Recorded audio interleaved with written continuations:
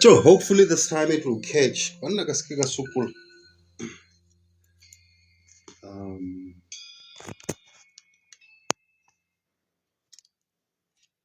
let's try it one more time. Let's try it one more time.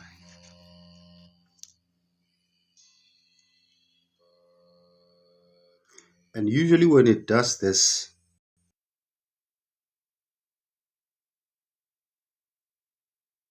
it tends to be a like a session. But let's see. Um,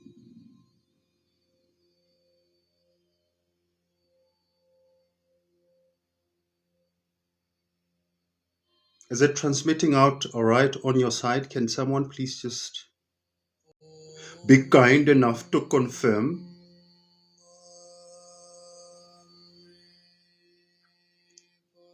Because I even had to restart the whole thing. I was just hanging. I was not even sure whether it's recording or what. Is it on? Okay, cool.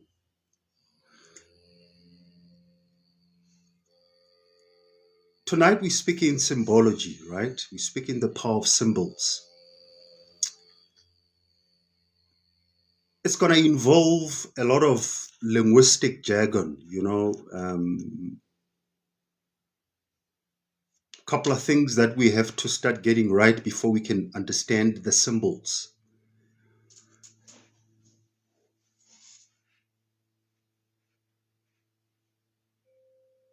This technology of speaking as human beings or as human civilization, it's not that old.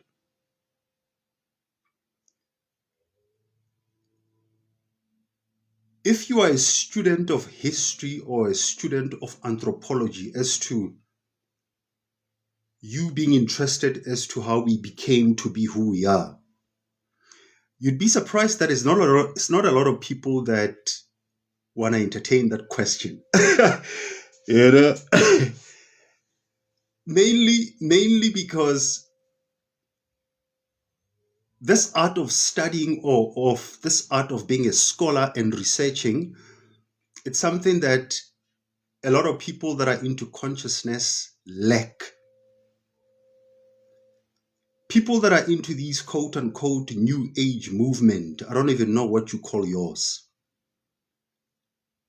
These are people that inherently somehow they are very lazy to read. You'll come and you'll show them books, you'll do all the jazz. you know. But these brothers and sisters will not even touch a book. Before my session got to be disturbed, we were speaking about laying up a platform to the thesis that I'm presenting to you tonight. Because my talks are like that. I present a very open-ended conversation with no conclusions. Because you are the one who has to come up with a conclusion. So we were touching some of my disclaimers before I had to restart the session.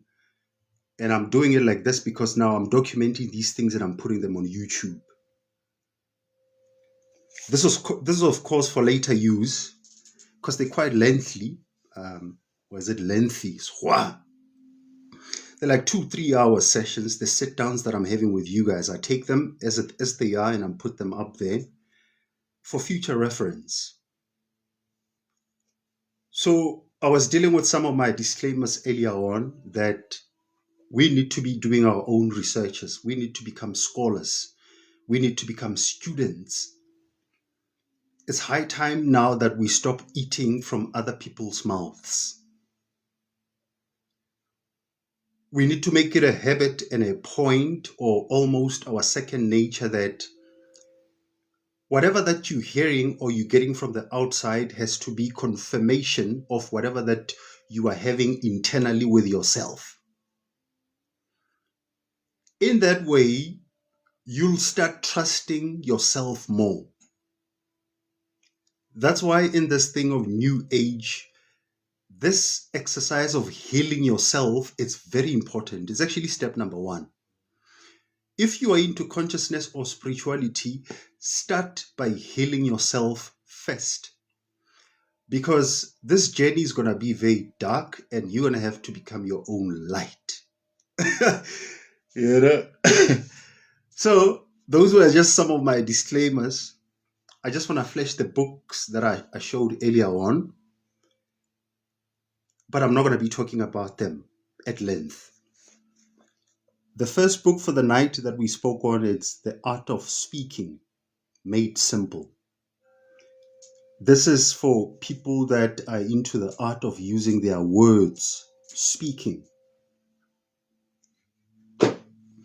And the second book that I shared is Viktor Frankl, Man's Search for Meaning. Back then to the subject of the night, which is the power of symbols. The art of speaking, when you study civilizations as we came about with the epochs. Remember, we were the Homo erectus, we were Homo sapient, we were Homo whatever. There's a whole lot of Homo whatever. While we're on this thing of studying the past so that we can understand the present for us to move properly to the future, this theory of Charles Darwin, the theory of evolution by Charles Darwin, I would like you, if you are scholarly enough, I would like you to start poking holes at it to a point whereby I can say that debunk the whole theory of evolution, especially that one that comes from Charles Darwin, mainly because he claims that we came from the monkeys. That was just an anthropological decoy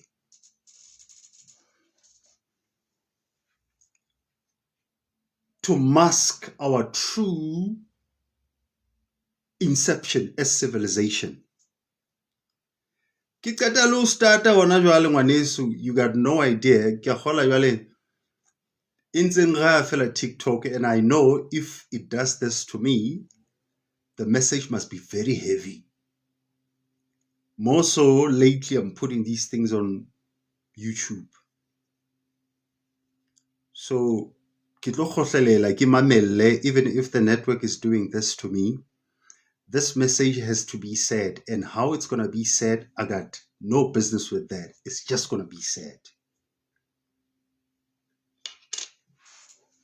We're speaking about the power of symbols tonight. So these are the conversations that I'm having with you as my family, Joloka Banabesu. We are trying to help one another. These are not conclusive utterances. What I'm saying, it's not the truth, yet it's not the lie. It is whatever that you want to make it to be. You might as well call them my random musings, whatever that you want to call these. They are very random conversations at best.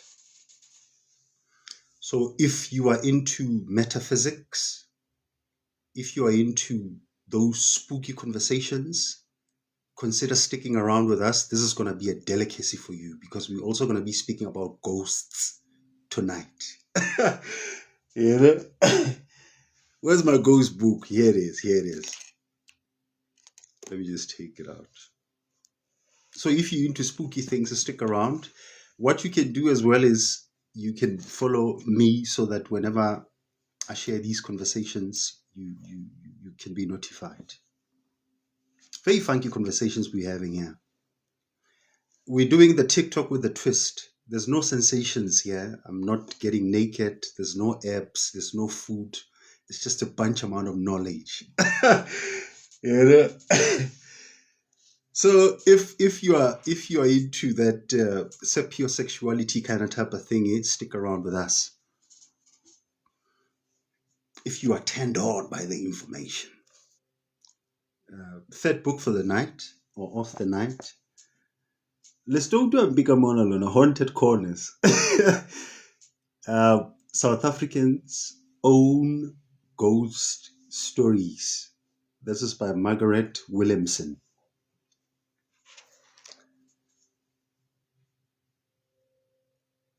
people that are into these kind of type of conversations, or people that are into spirituality, or whatever that you call yours, new age, new thought, new pattern, these are people that are drawn to these conversations out of their sensitivity, amongst other things. You'll find a huge bulk amount of people that are into these chakra conversations, these Kundalini kind of type of weird conversations. They tend to become very sensitive people.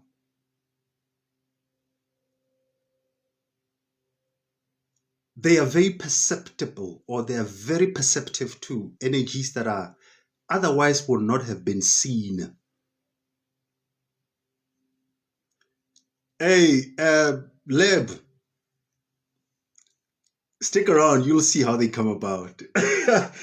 You know, you'll see how they come about. You're gonna have to join 2 or 3, and you'll see the pattern.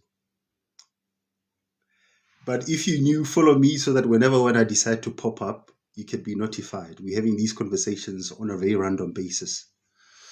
But I put some of them on my YouTube channel, so you can go check it out. The link is on my bio. So these people that are into consciousness, they tend to be very sensitive. There are different names that gets to be ascribed to people that are sensitive. They are usually sometimes called the empaths, meaning you fall in a different personality trait that is called empathetic, meaning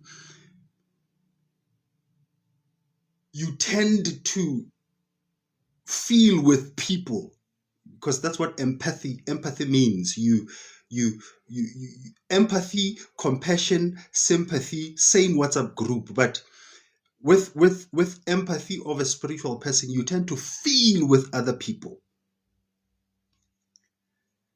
It's a very daunting task. It's a very heavy task, especially if you don't know how to deal with it. That is why you find a lot of people that are into these things, or the people that are sensitive, or people that are quote unquote called the empaths, they tend to have a very difficult time when it comes to relationships. Because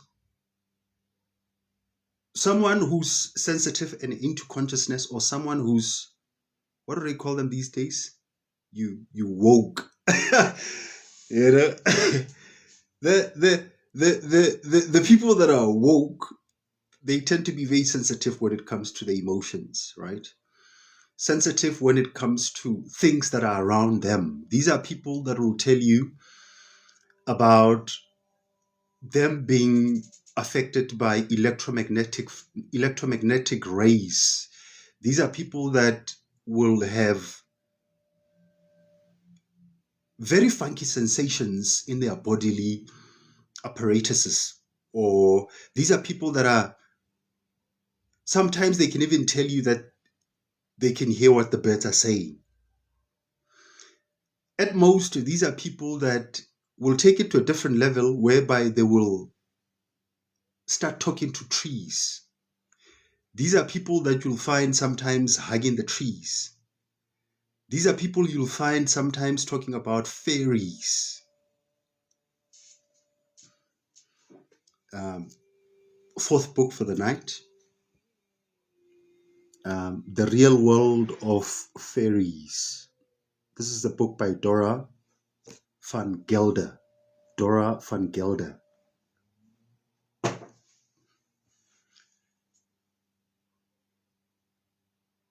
These are people that would otherwise have conversations not necessarily using words. And I want you to follow me on this one, because I'm formulating a thought to show you the power of symbols. Why are people so much into symbols? What's a symbol anyway? You know? And you'd not be wrong if you ask him what's a whole fuss about symbols, because You'd be surprised that we're living in a world of symbols.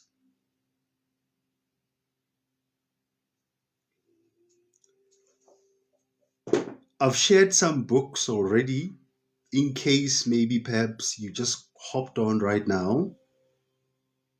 Don't worry, I'm going to be putting these on YouTube and you can go check them out. Ke a leboha ngwaneso. Thank you very much. And for the people that are sending up the likes, ke lebile o menahane. The giftings, very much welcome. You're pumping up my ego right there. And for people that have followed me, in case I didn't see, you're welcome. For the new ones that just want to stick around and don't want to affiliate with the follows and giftings and likes, those sophisticated ones, the adepts, you know, the big magicians, the sorcerers, the wizards, and for the ones that are spying on this live session as well, I see you. Cool. Let's stick around. We're speaking about the power of symbols, but I'm laying up a blueprint so that we can be able to clothe it up nicely, you know, formulating up a skeleton on this thing of symbols. So it's not all of us.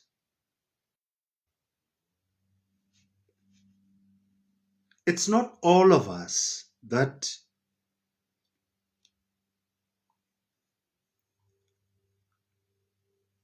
are aware that beyond words, there are other modalities of conversation.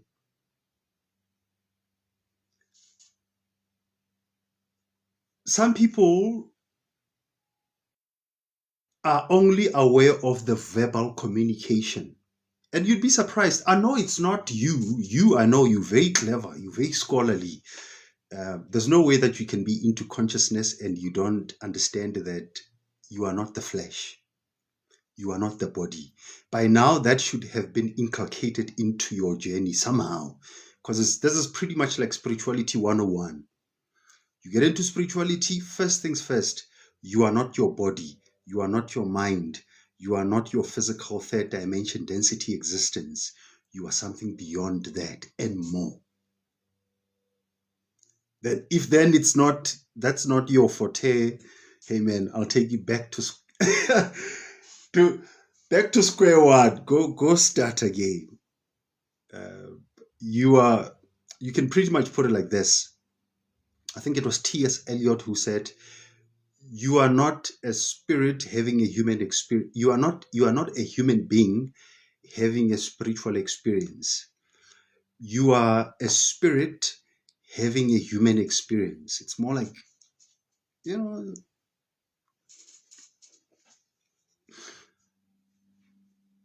so I'm working from that presumption to say that you are aware of that. There was a week where we were busy with speaking very big on science. There was a week where we were quantum physicians. There was a week where we were dealing with astrophysics. We were very clever that week. We probably came out with a couple of degrees out of that, because that's the thing about my platform. You can be anything that you want to be. Like tonight we are linguistics. You know, we are when you read George Orwell's book 1984. Go read George Orwell's book 1984. There's a department that deals with the language. We are there now tonight. We are formulating the language. We are quantum physicians. We are magicians. In that week, I spoke of, there's a book there. The name of the book is The 4% Universe. Just hold on, I think. Oh, yeah, I have it here. Here it is. Quantum physics. Yeah, you very much correct. Hey, I see you onto something. Yeah, you busy? You go opisa hlooho wa tseba ke a kgola sasa with all of these things that we're talking about, recommending books after books. You know?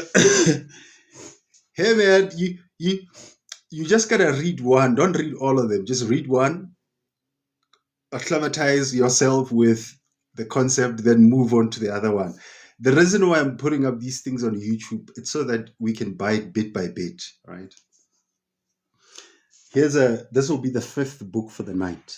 We like 20 minutes in, but this is a fifth book. You can tell what kind of conversation we're going to be having tonight. The 4% Universe. This is the book by Richard Pennick. Dark Matter, Dark Energy, and the Race to Discover the Rest of the Reality. Dark Matter, Dark Energy. So now, this is a 4% universe. By now, if you are into this thing that you are, whatever that you are on, this thing that we call verbal communication, language, this instrument that me and you were using tonight. Because you're sitting there wherever where you're sitting, or you're driving, or you're having a bath, or you're having a shit, whatever that you're busy doing. I'm not in your vicinity. I'm using this syntax. I'm using these tones.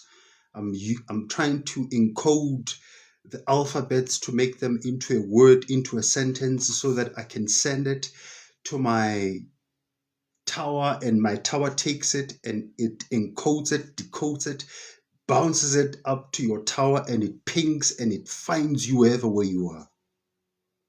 And all of a sudden you feel like I'm very close to you, and you're like, wait. You know, I'm in your house using the words.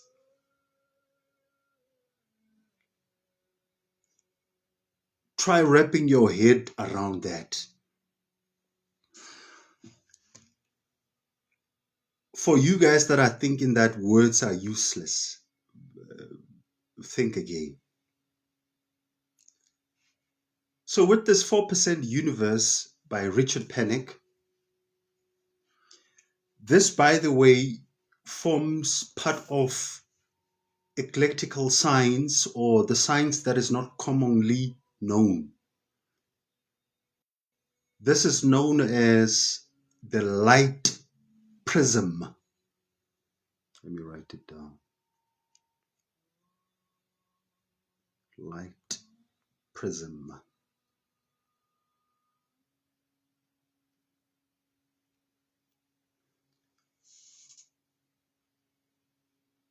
You can check out,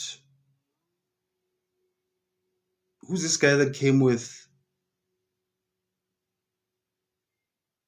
gravity? That guy, Isaac Newton. He speaks a lot about the light prism. People into consciousness, they call it the light prison, meaning it feels like prison, and you'll see why. We're speaking about the power of symbols tonight, but I'm trying to break it down so that even Loena tomorrow, when you're having up a discussion, you can hit them up with some few things. You know, you'll be like, I sound smart. You know. So mostly as well, I'm just teasing, man. You know, when I'm having up these conversations with you, somehow I might sound a little bit bombastic and very clever. This is just me trying to inspire you guys to go do a little bit of paging and studying, because somehow iron sharpens iron, you know, whatever that means.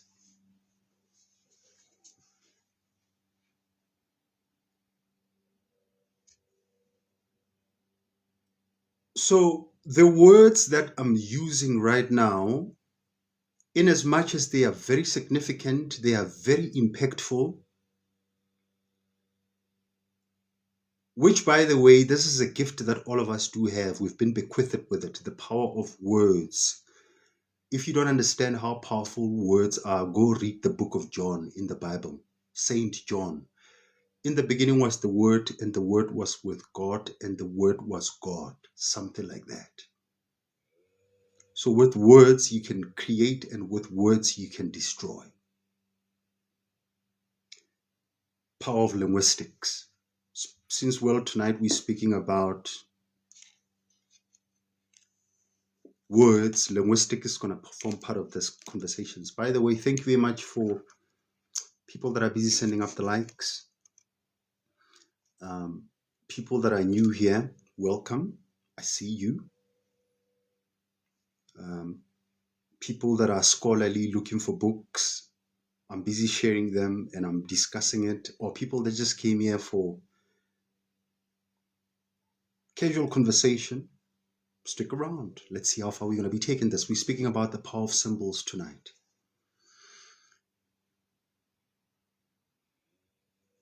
So this power of words, me speaking to you physically as you listening to me right now,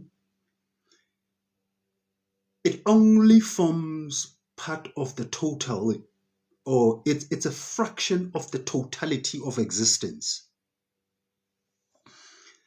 The existence that we are all witnessing, wherever where you are, whatever that you're busy doing, whatever that it's in and around you, the existence that you call your reality. This that we claim to see as it being physical, it's only a fraction of a percentage.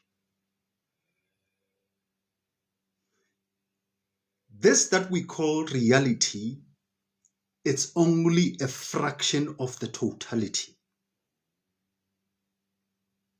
And this is not me trying to be spiritual and smart about it, but let's be scientific about this, because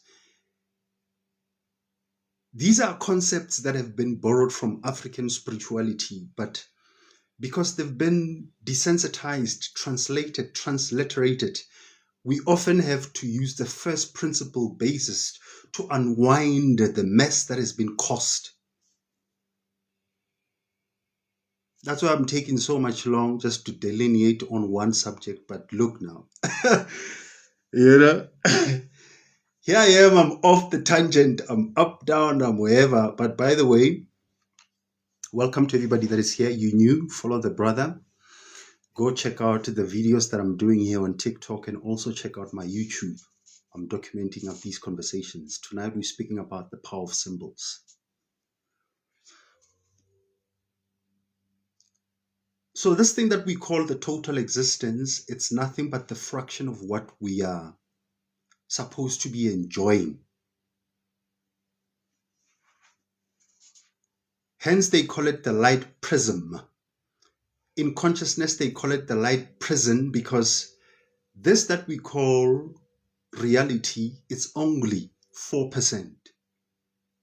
This is now me being considerate, you know, especially Richard Pennock speaks about 4%, but kashe all that we know when you go deeper into scholarship of studying the dark matter, the dark energy, the wormholes, the Milky Ways, the Nunu, the Nine, the Ntu, the Kwantu, the substrata of the existence, the Great Mother, the darkness, the right and brain, the subconscious, the superconscious, that matter that you want to define, but you don't know what to call it. You just, you look for it and it goes, and you touch it and it goes, and it changes shapes. It does all of these things.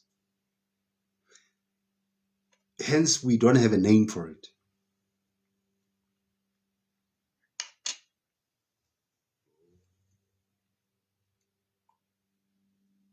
Cannot be seen.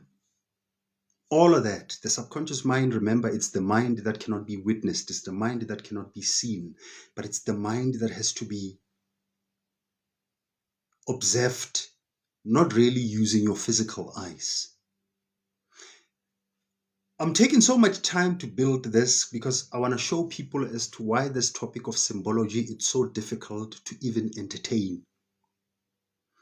I'm going to try to encode and decode this thing of symbology using wrong instruments.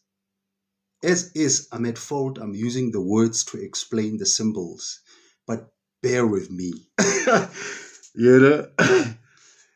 I don't know how far I can get, but just bear with the nigga.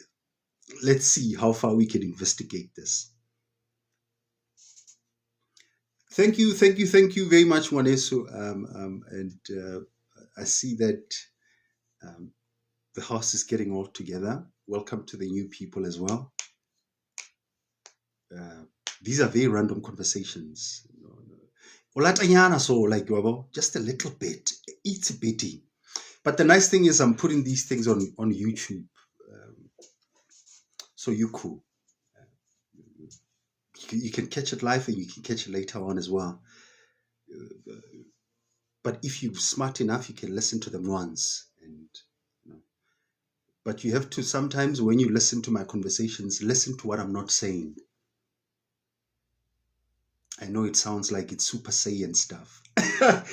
You know, here I am. Here I am. I'm sounding up like a master, and I'm as a student as any one of us in here are. So this is a time where we don't need to be following nobody.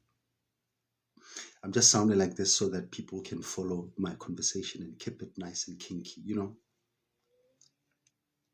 I'm also having some challenges with my network, so if it bounces, the likelihood is it will be back in a minute or two. The life will hang, but it will still be going on. We're having some connectivity issues here, so bear with that.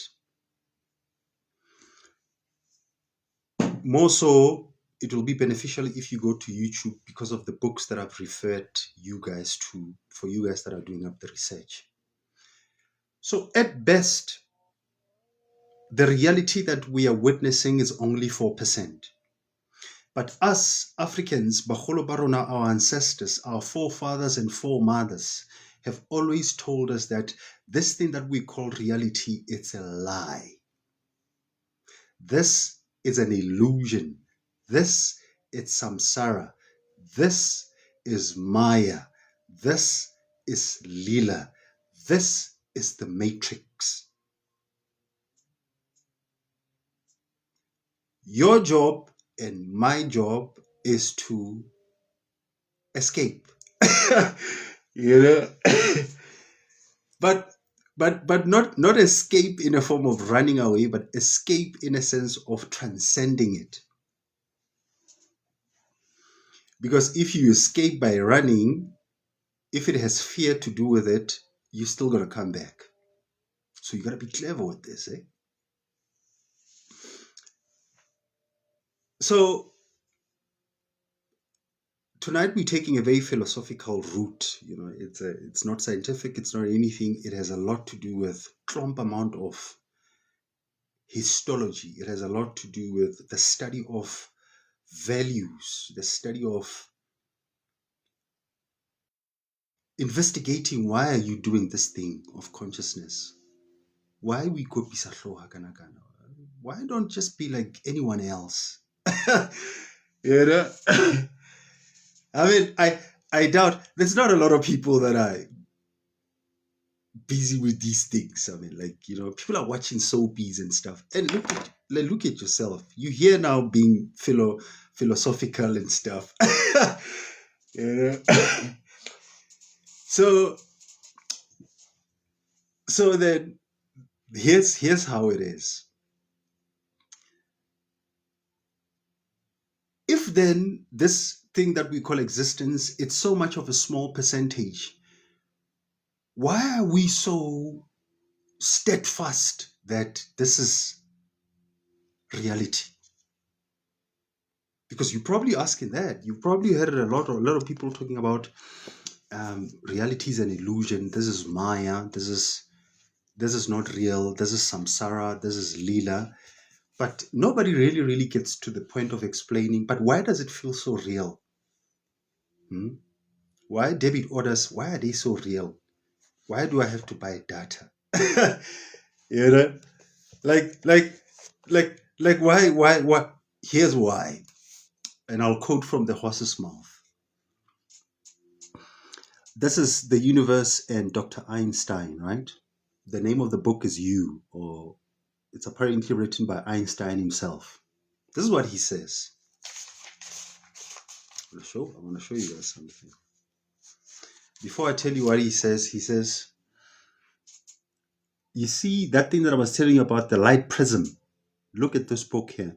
You see that white shaded small area?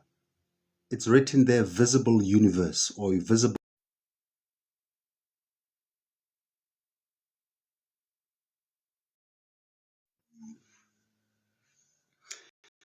I think I told you guys that.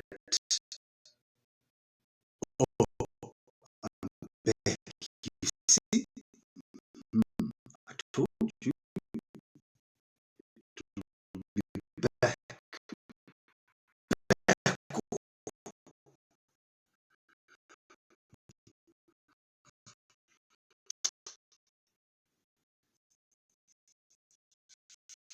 So, okay, here we are.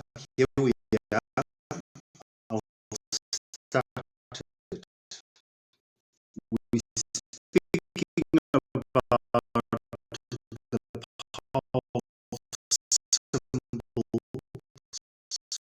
tonight.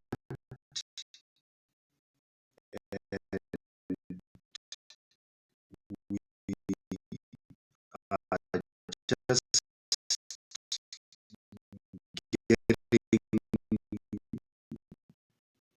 getting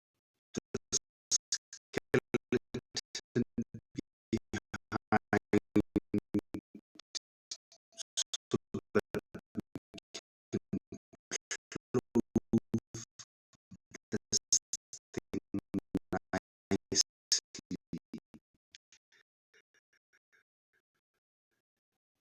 I'm probably gonna be here until any time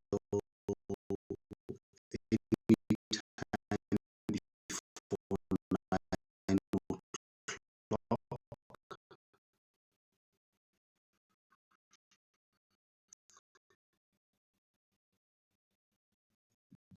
I'm putting these things also on YouTube in case you just want to hop off or you just hop on and you want to know more, especially the people that are here for books.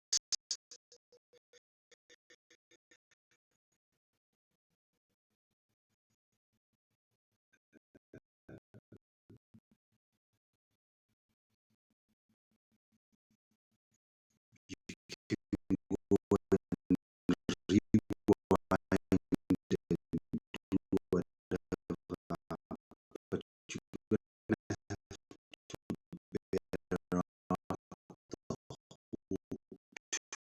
hours of nonsense.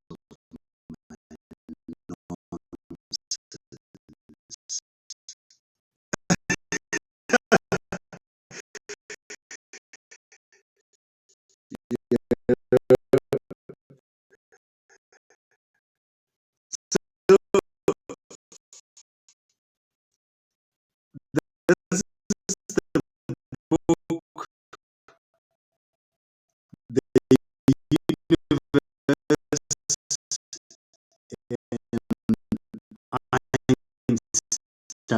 Einstein. The name of the book is You by Einstein himself. So I was just showing you the visible light that we are all witnessing on a day-to-day basis. Shows reality. This thing of yours that you call in the debit orders, your heart, your health, your body, your car,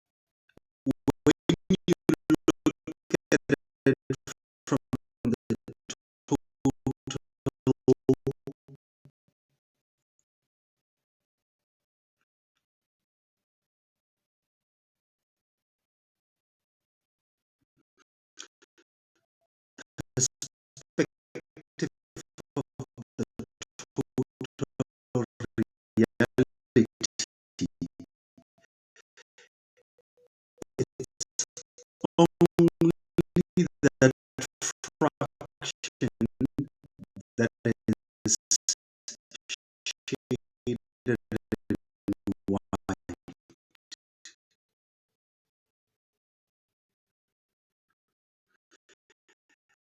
The rest that is shaded in black, that is the total reality.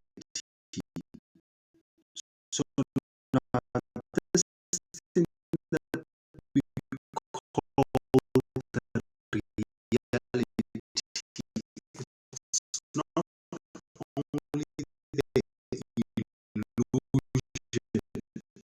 it's so much of a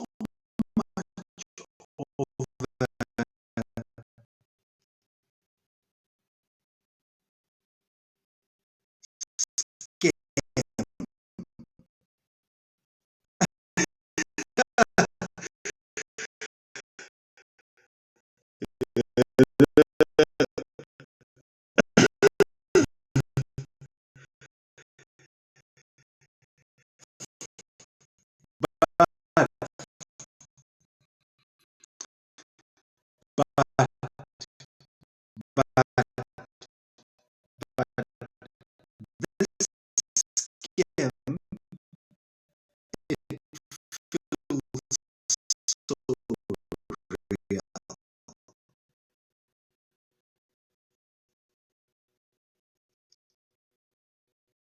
Let's let's let's look at it. Why is it so persistently so real?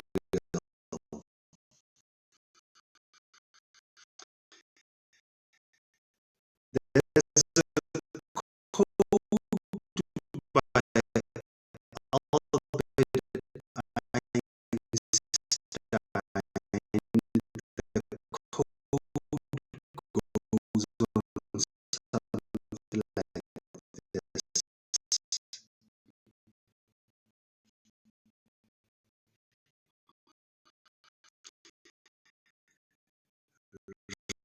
Reality is an illusion.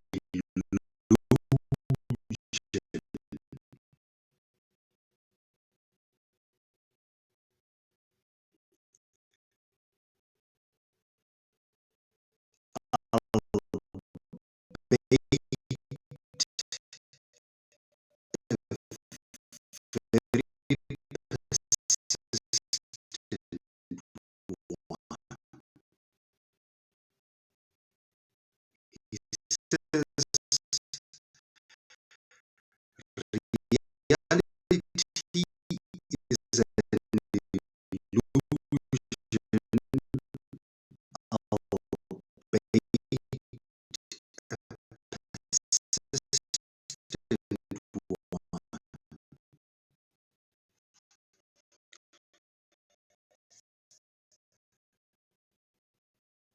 Meaning to say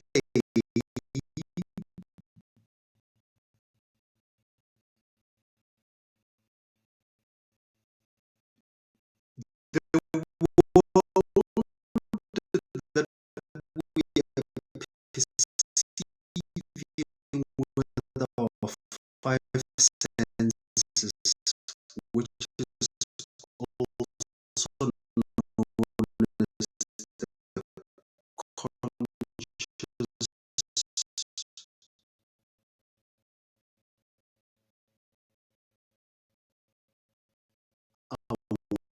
awareness,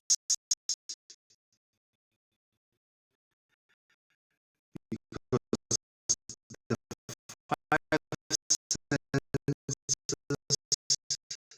they work hand in hand with your conscious brain, which is a proponent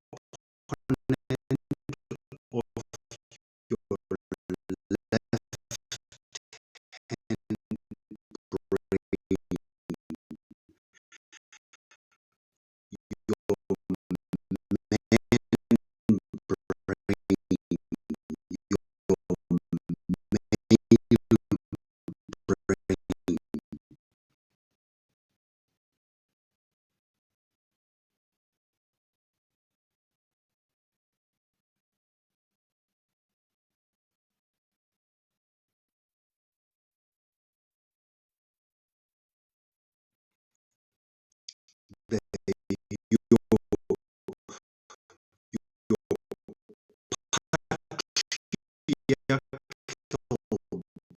brain, your father brain,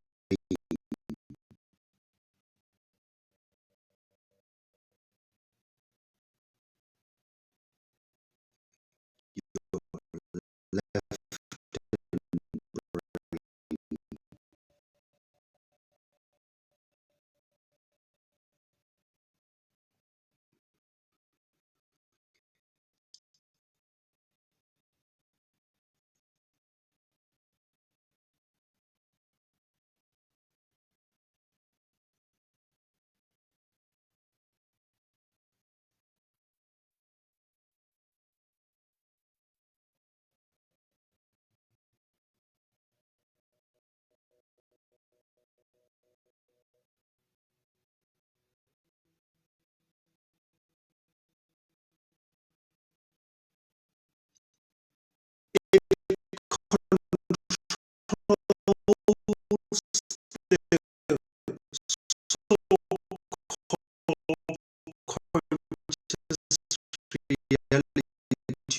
but it's only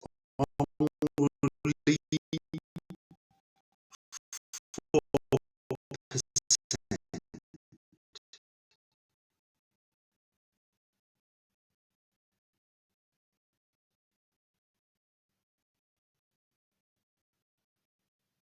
Meaning the words that I'm busy using, the problems that you're going through, whatever that you call real, whatever that you think it's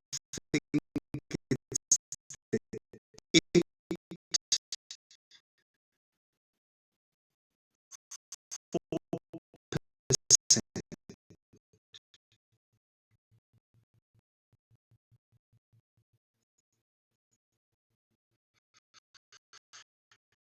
Albert Einstein says it's so much of an illusion, but it's difficult for us to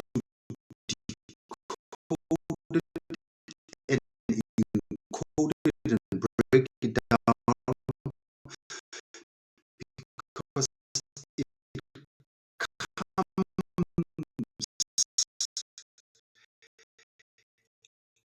at such speed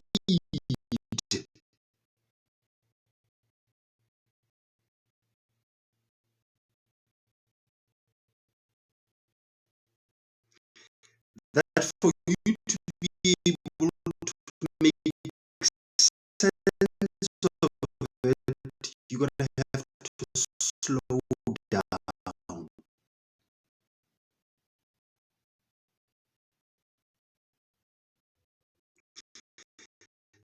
This is when now we introduce the concept of resonance. We're going towards symbology now. I want to show you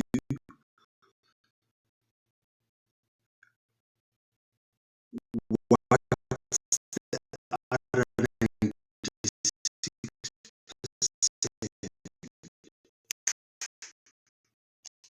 Dark matter manifests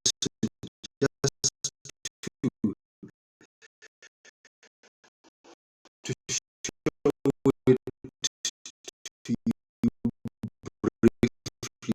Dark matter is there.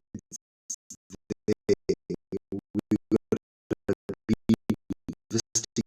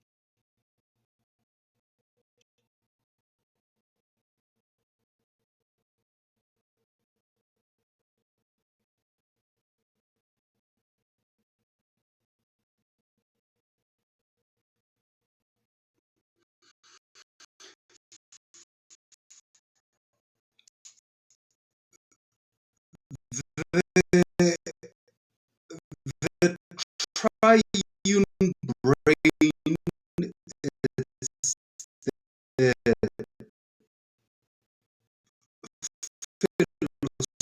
philosophical or medical concept that suggests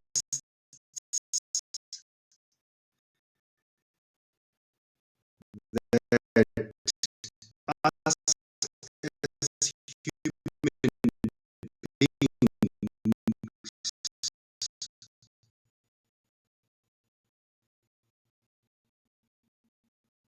our brains develop over time. We were not just born with the ability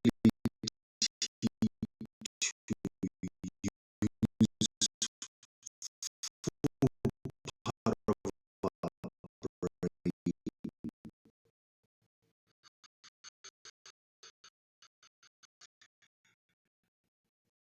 You will also witness it with the baby.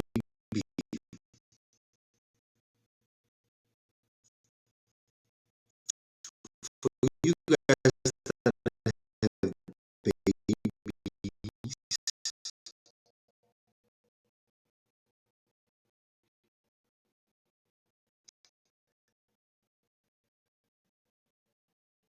it will be a mystery if your baby,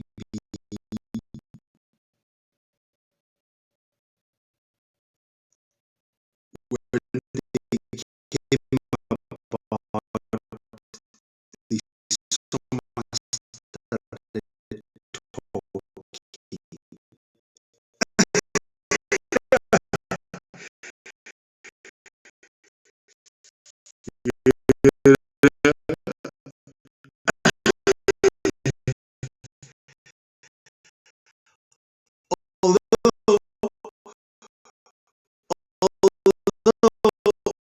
Although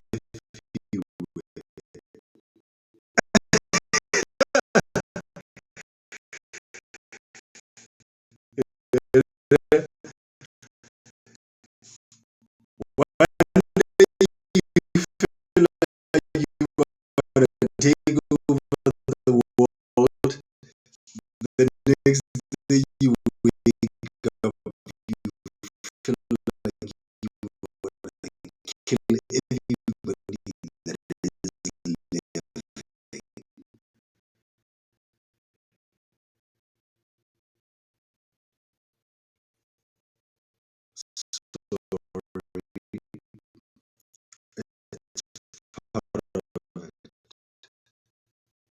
You are sensitive, so you're gonna have to be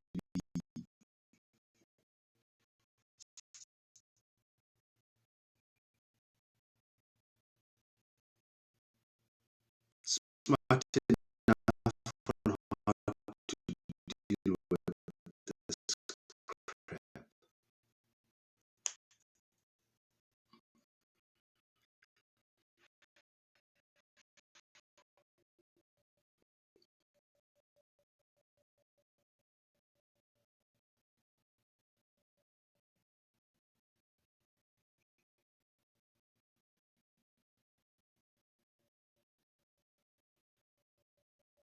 The brain, this is what it suggests.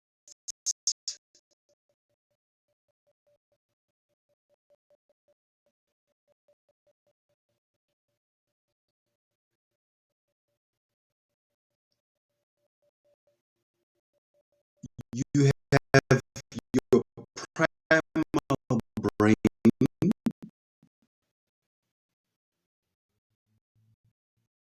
which deals with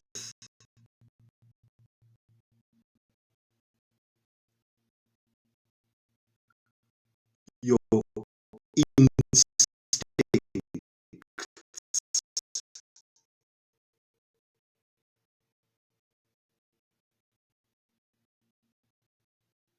your sexual urges,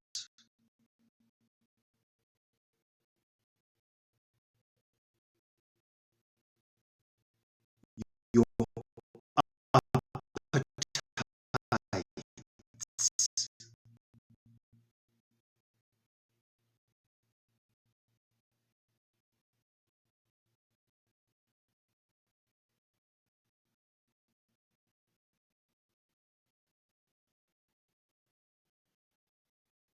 Those things that are instinctual in you,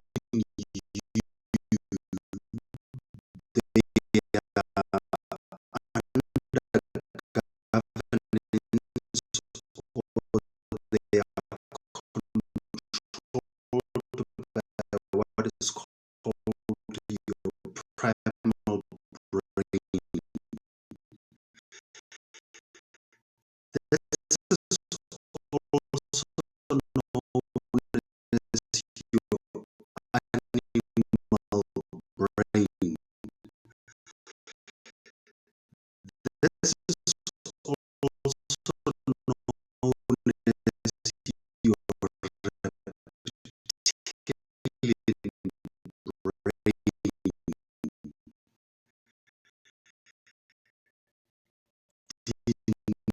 Noting that it's of a primal, it's of a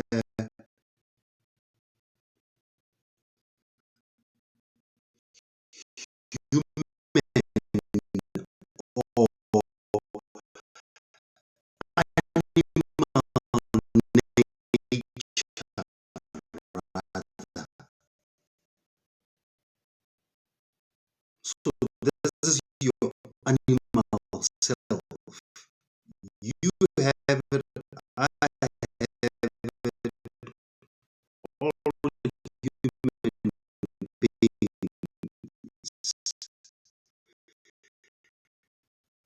There would not be human beings if they didn't have primal brain.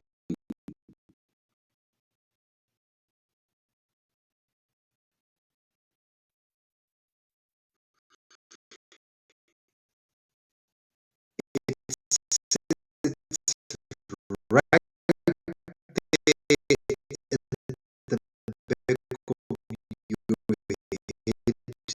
they call it the medulla of the oblongata. This is the seat of the soul. This is where the upper part of your spine meets with your lower base of your brain. This is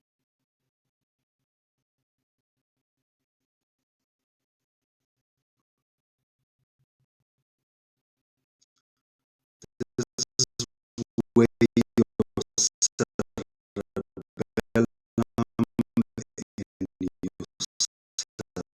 your cerebrums, you guys that are into neuroscience,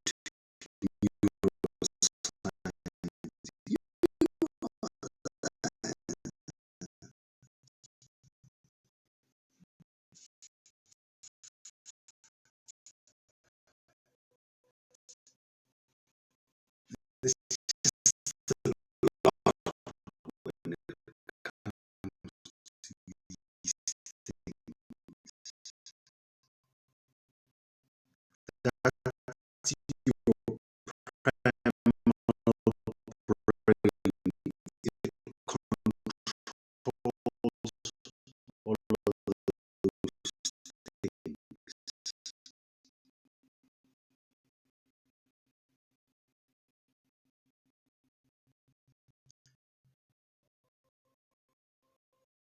And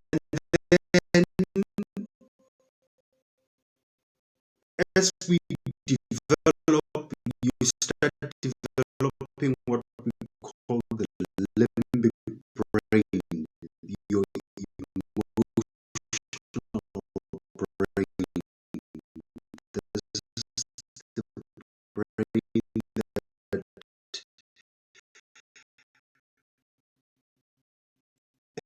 helps you to regulate the emotions. Babies, you must study babies,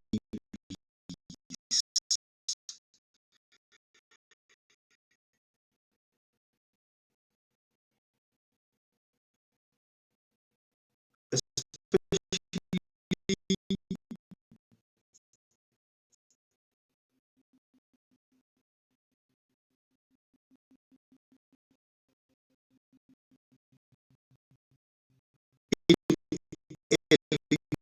developments.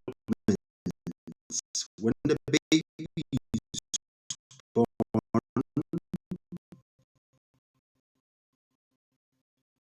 all that they know is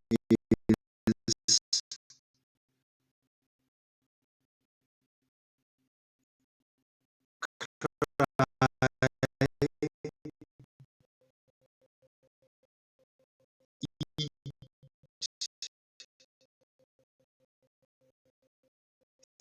sleep,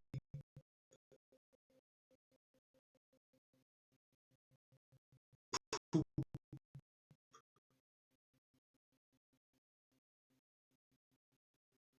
and do it not necessarily in that order, but that's pretty much what they do.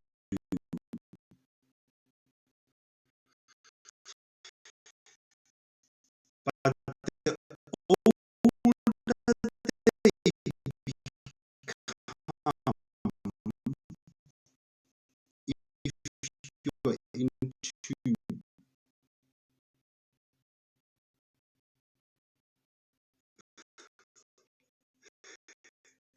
you're already there. If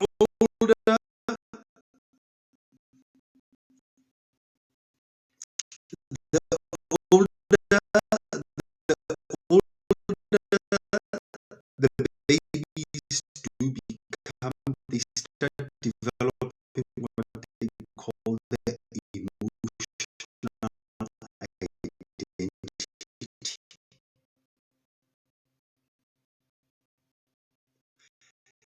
That's where now they start manipulating the signs of crying.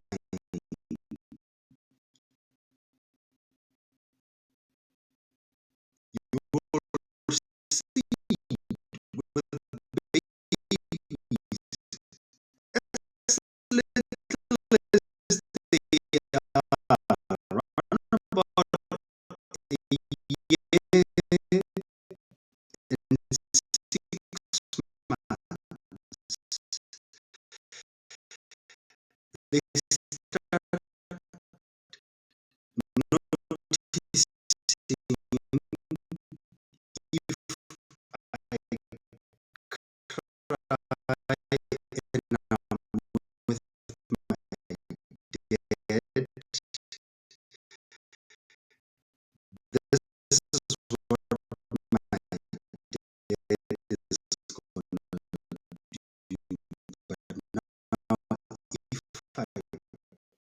do. But now, if I cry and I'm with my mother,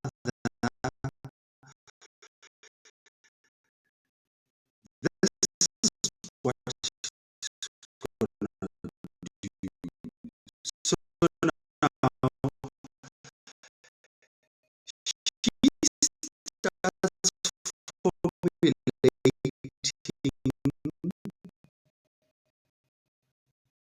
this idea of coping.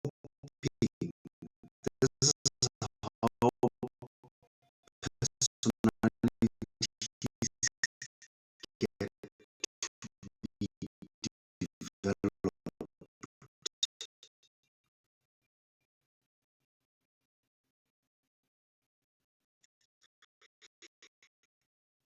And you best believe it that you developed it exactly like that. You as well.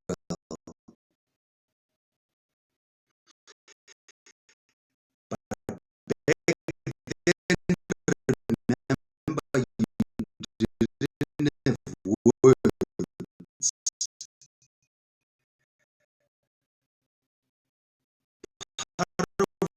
What you were doing as a baby, you don't remember necessarily.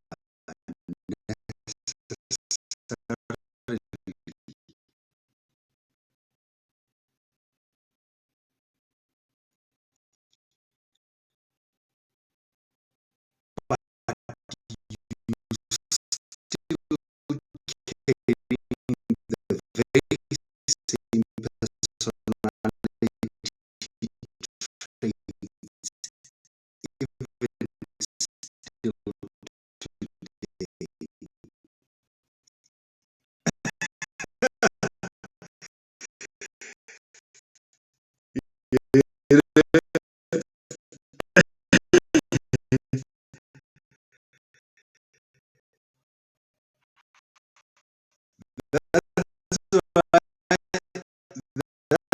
That's why,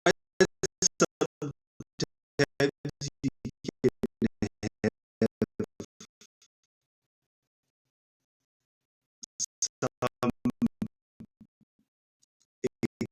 sometimes you can have some executives which are still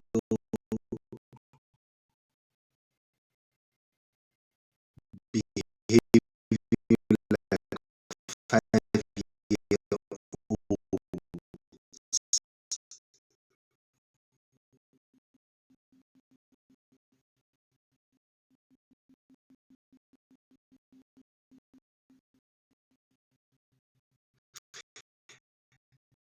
That is why you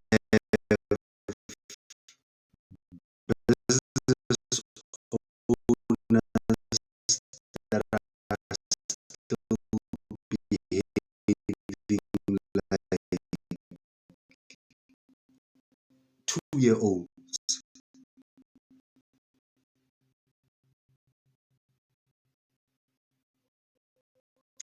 And you all sitting in a boardroom thinking that you're going to have a very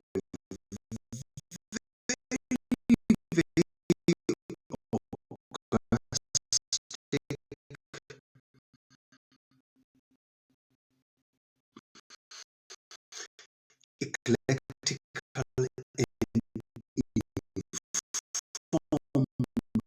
conversation, and you see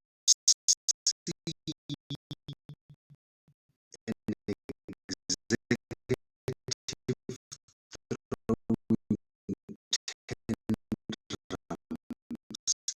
and you like,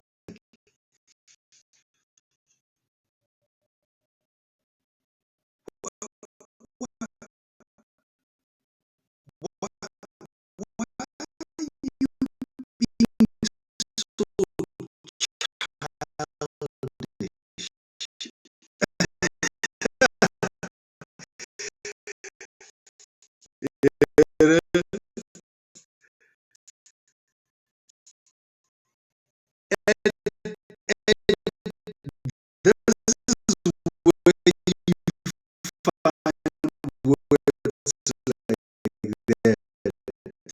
Thank you, thank you very much, Moneso. I, I, I see you.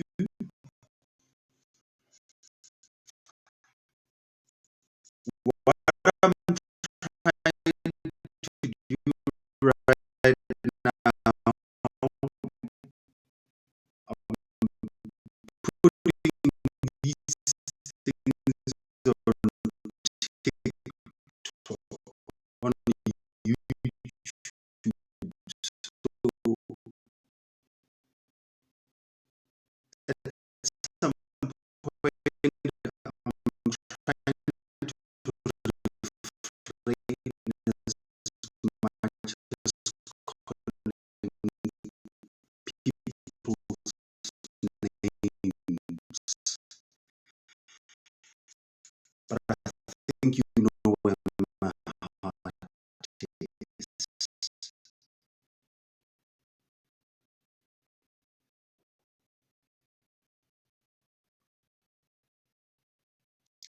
But if I happen to slip and call your name, maybe you're supposed to be on my life.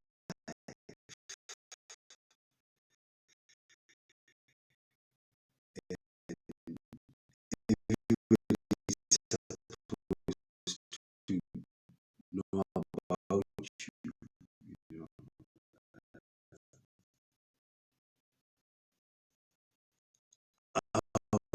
no.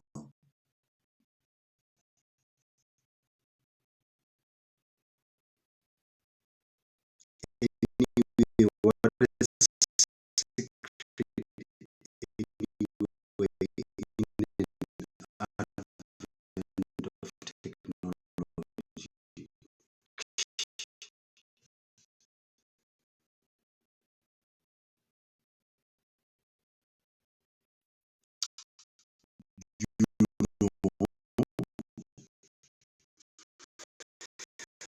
So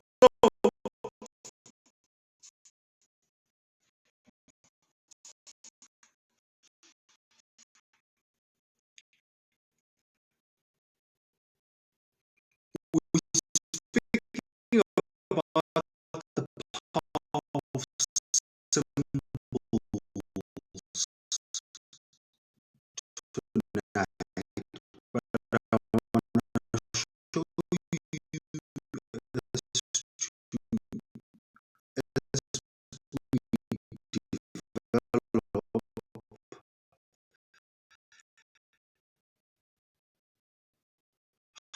how does it become that we are so blind to symbols?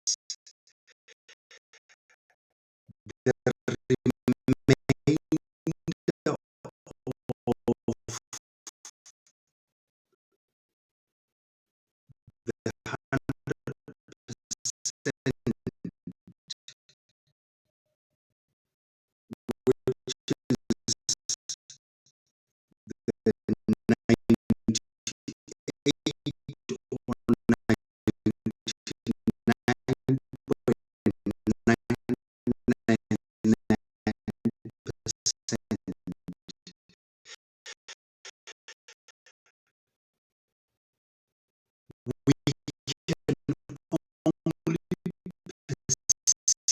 it if we were to understand the symbology.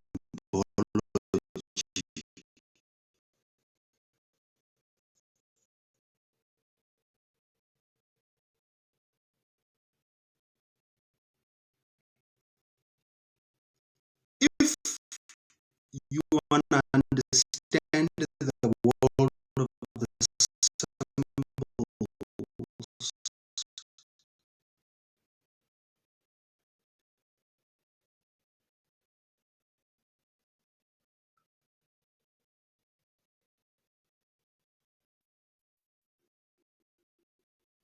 there's that you're gonna need to understand. You don't go there with your logic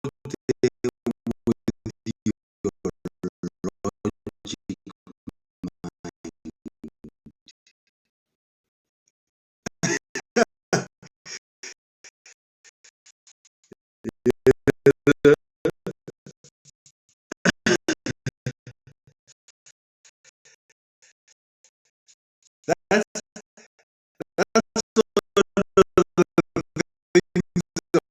about the symbols. But let me not get ahead of myself. Let me finish up this thing of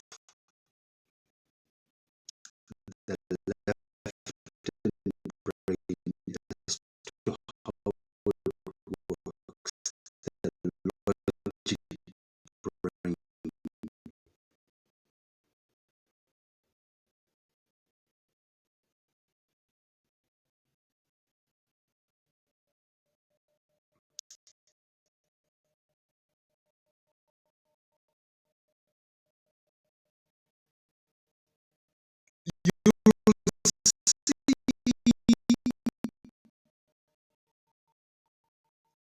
The baby as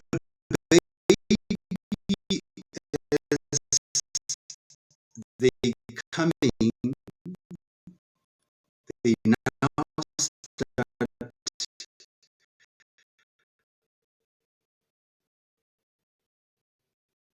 they call, some parents, they call it a signs of manipulation.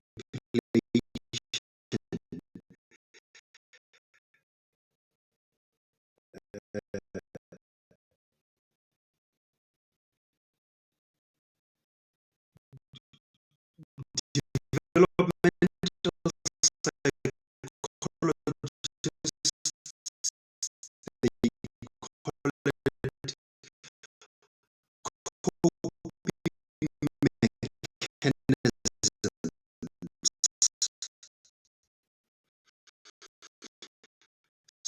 Psychologists, they call it personality traits.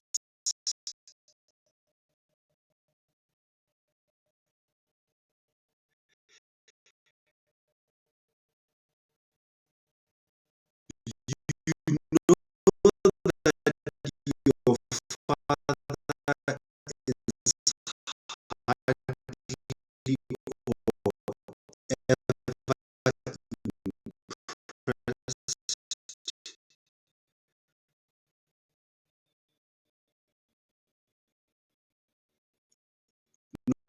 that your father is hardly or ever impressed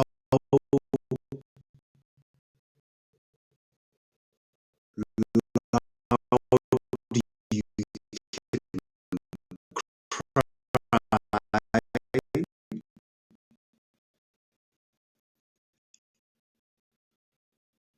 So a baby does not even bother crying in the presence of their father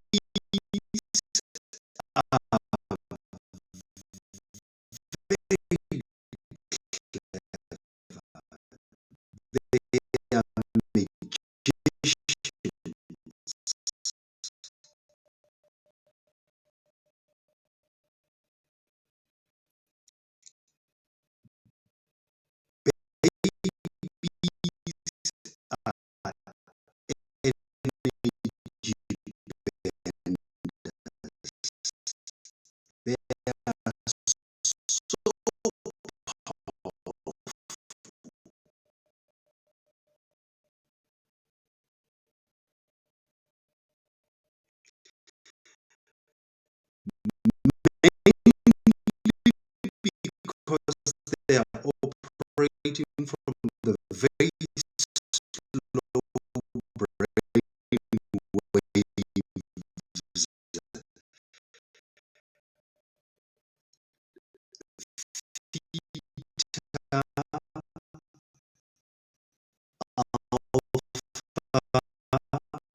waves. Which energy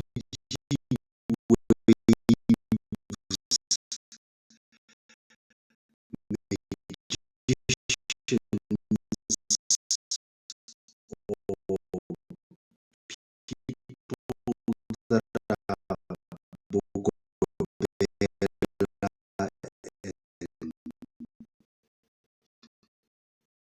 people that are into consciousness,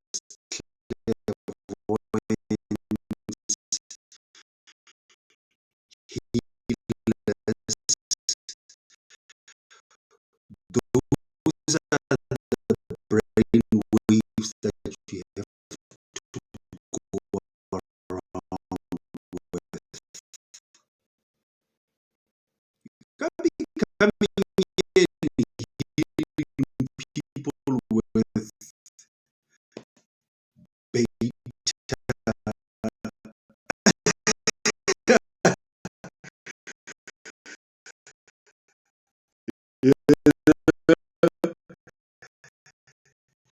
You coming up here with your David order brain.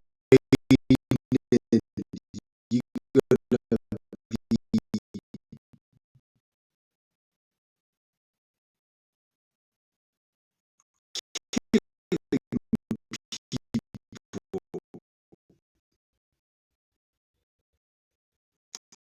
but I'm not.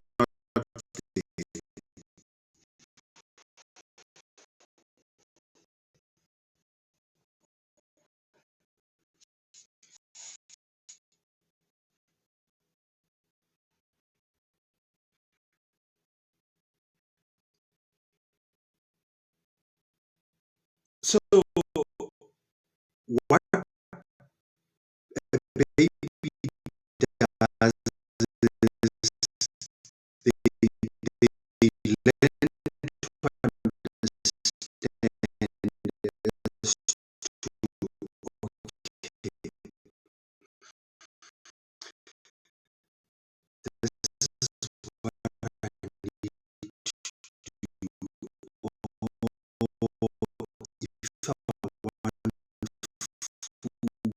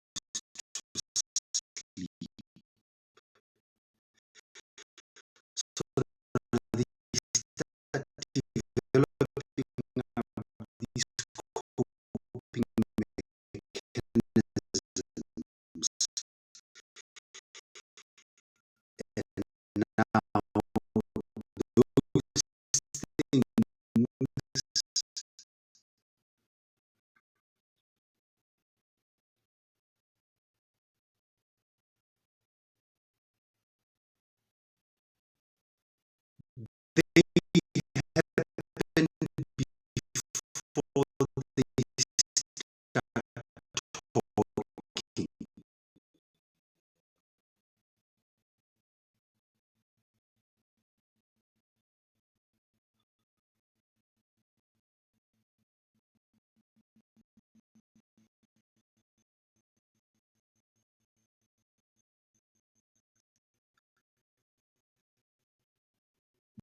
These are proponents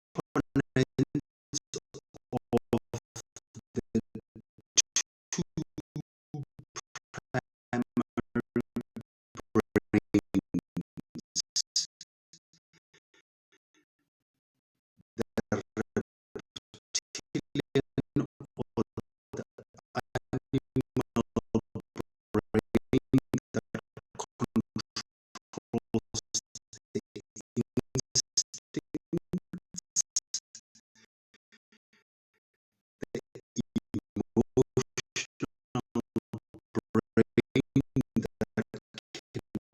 brain that realizes to say, okay, yeah, this is what works, this is what does not work. But now, later on,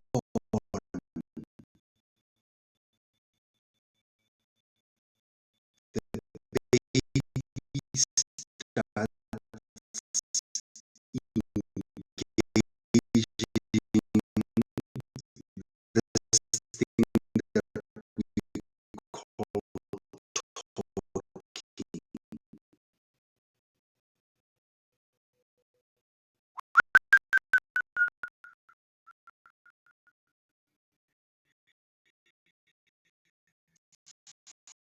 For you that have children,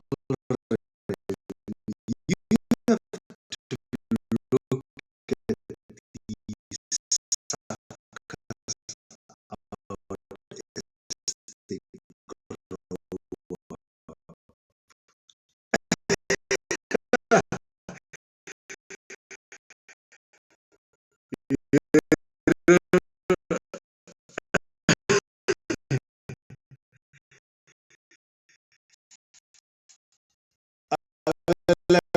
with me. I got my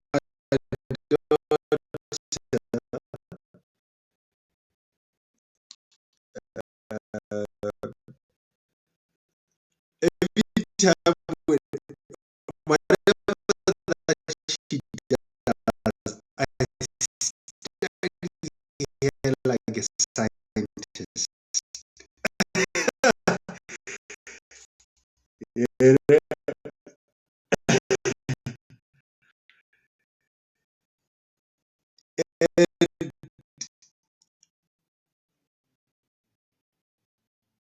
And normally, let's say when I'm studying up, when I'm reading,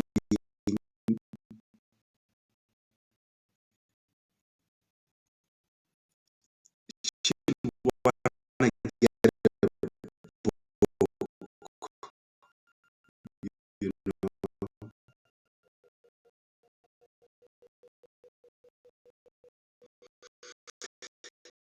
She wanna get a book, or maybe if I'm listening to some audio tapes or right now I'm listening up this 432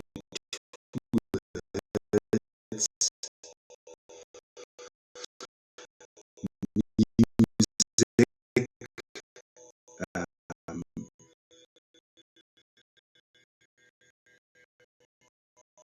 this is the hums and the homes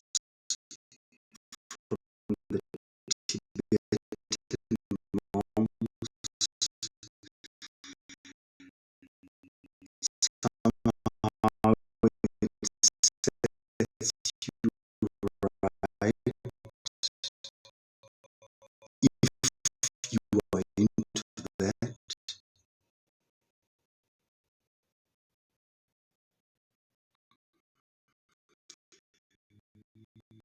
she will tell me, okay, play this one, no, not this one, and play this one.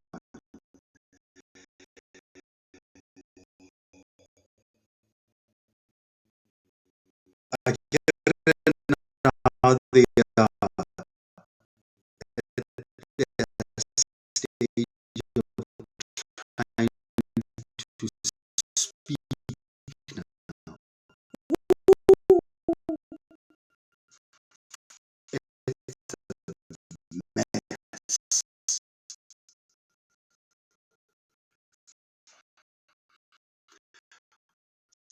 What they do to the language, it,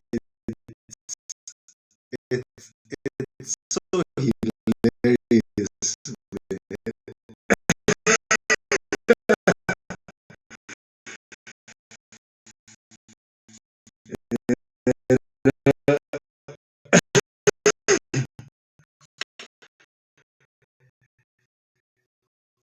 It's such a funky stuff.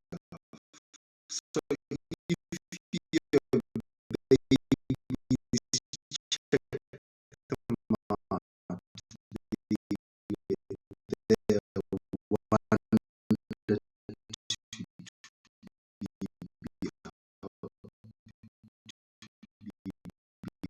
held.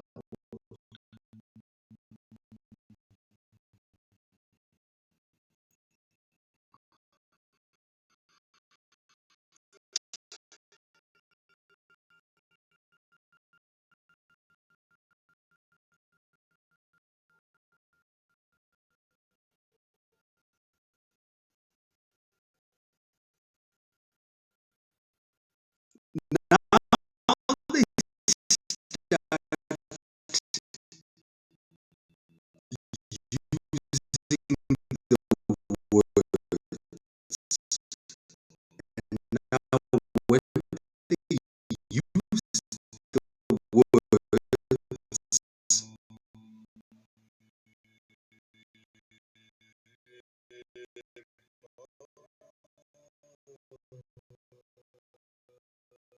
they now understanding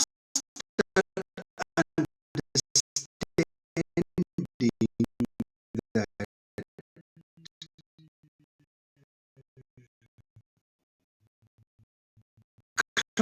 crying, it's not really the best way to go.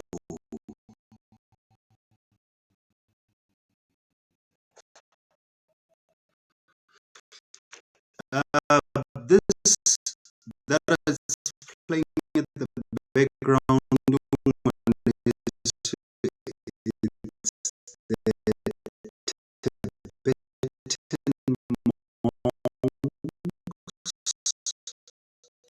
Tibetan sacred chanting.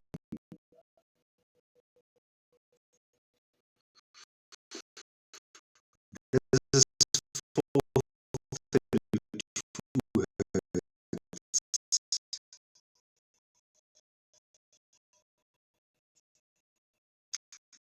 you find on YouTube.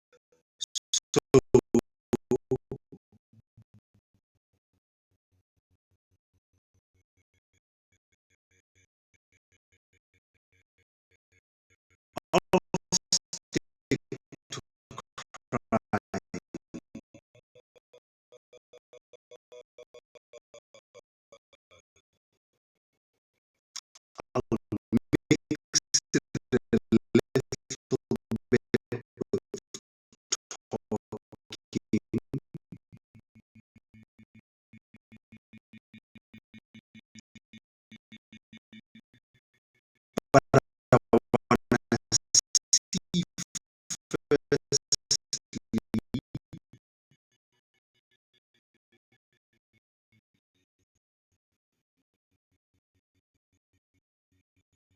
how is this thing of talking, how do I explore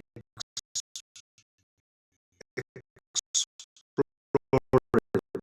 That's why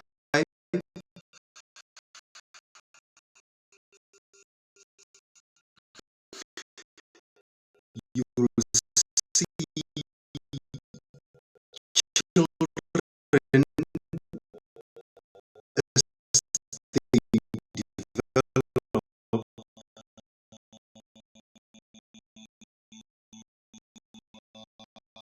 as they are developing this thing of broadcast area, the area that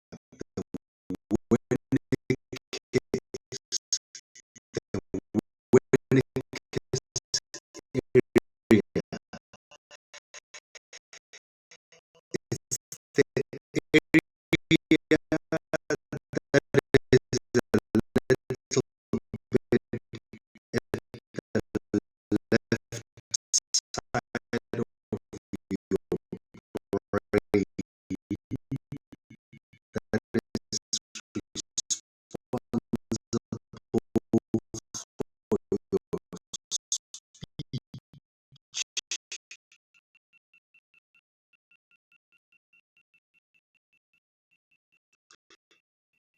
it develops later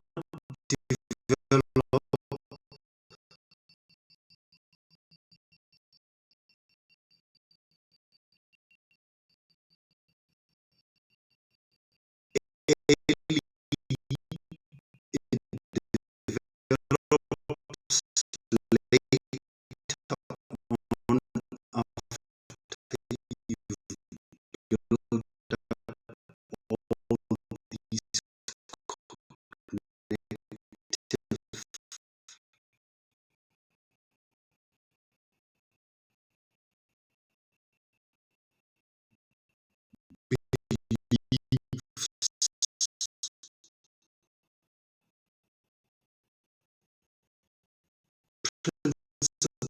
all these morals,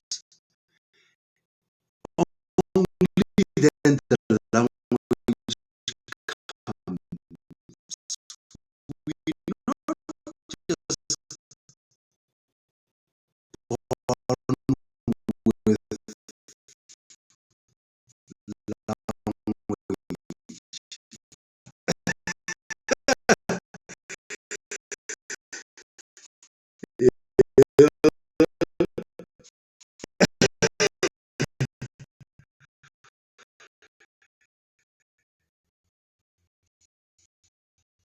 and, and I'm, I'm taking you guys to understand the power of symbol, right? As to how it comes about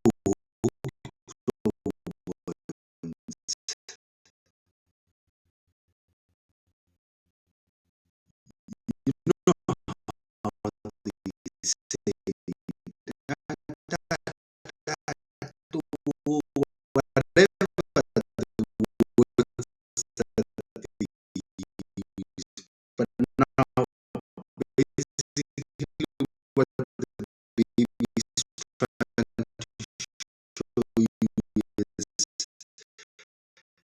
this is what I'm looking for. And then, as a conscious parent, you should be saying, oh, let's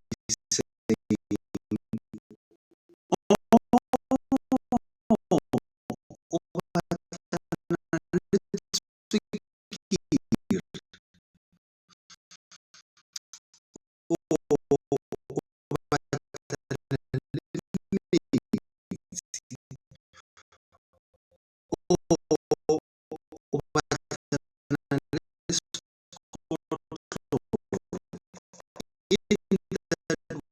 way you are rectifying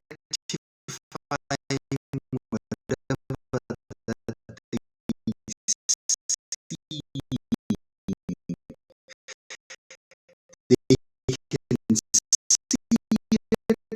it, they can interact with it, but they don't know what to call it.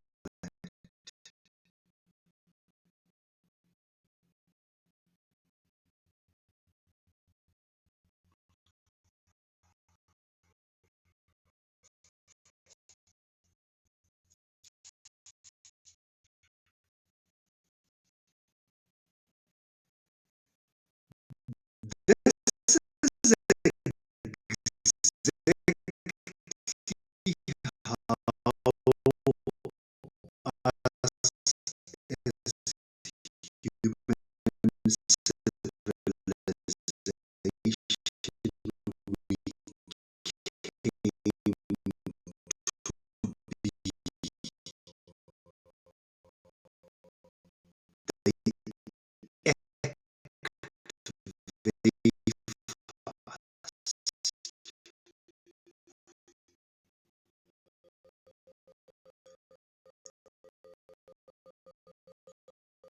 They activate us.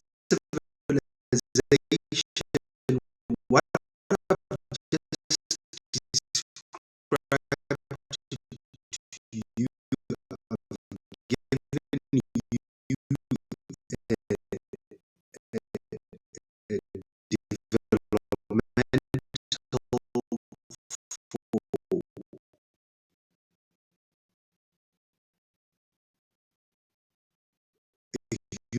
developmental child, but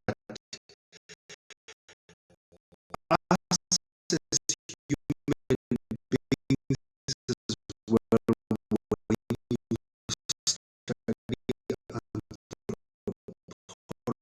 study anthropology, anthroposophy, when you study history, if you're doing the, it's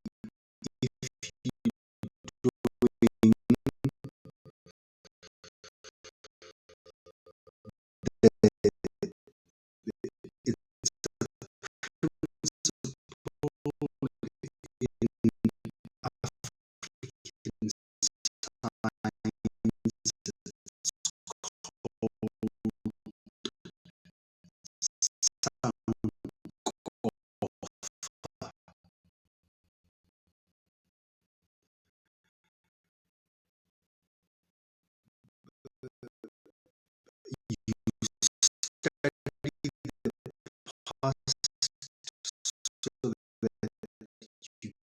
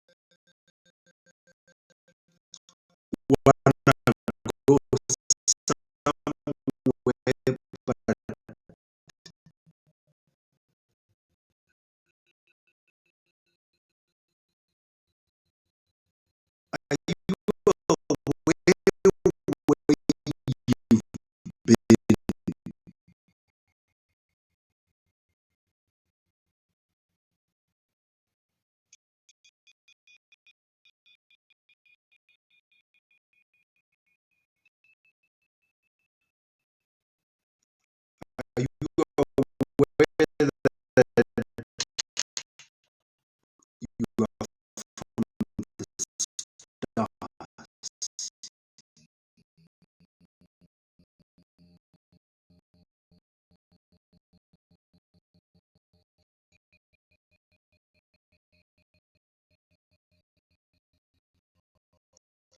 you are made of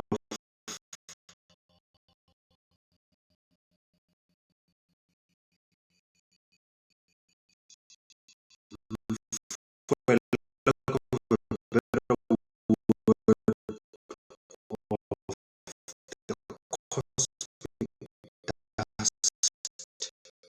like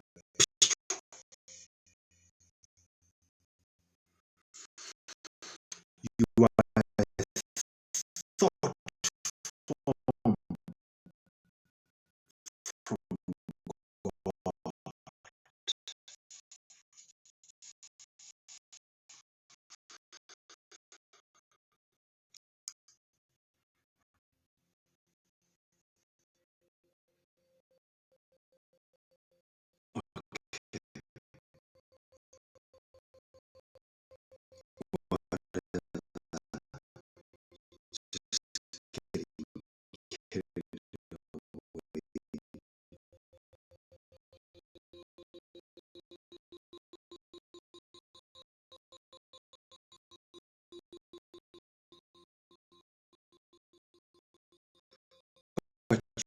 you are.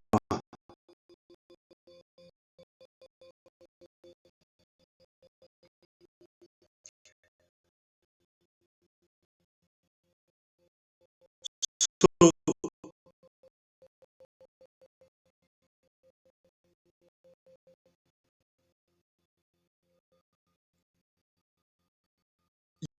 you have your brain, then you have your emotional brain, and then later on you develop what we call the prefrontal cortex.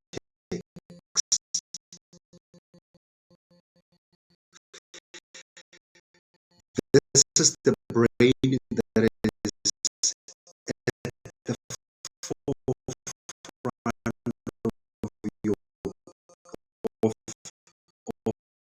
of your 2.5 kgs organ called the brain.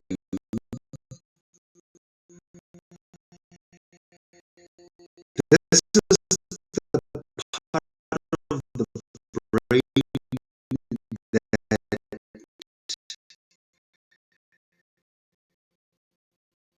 helps you make sense of things.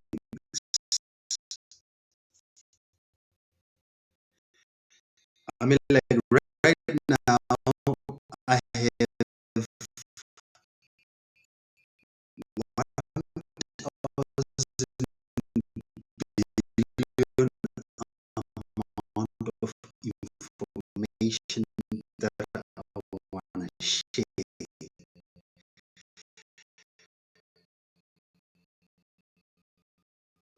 If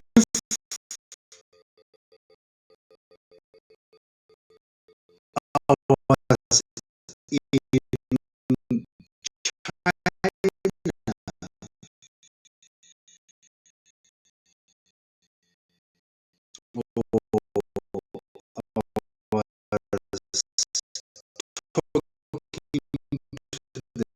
Dalmas,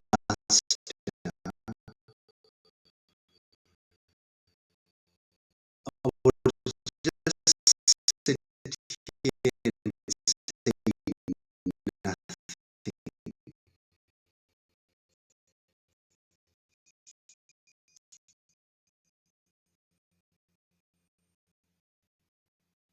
Or if I was speaking to you guys that are striving I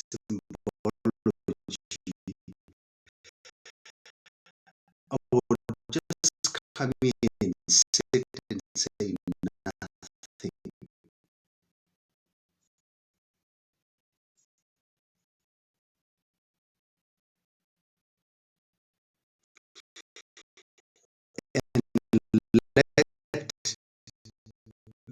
Let the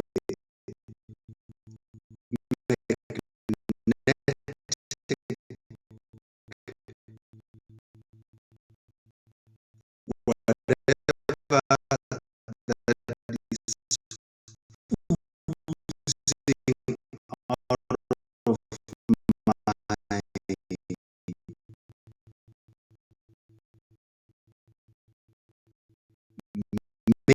makeup come through to you, and you will perceive it without me uttering any word.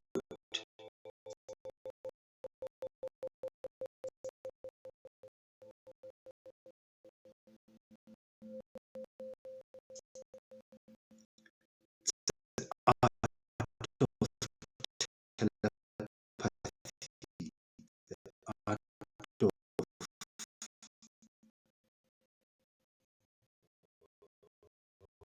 communicating without words.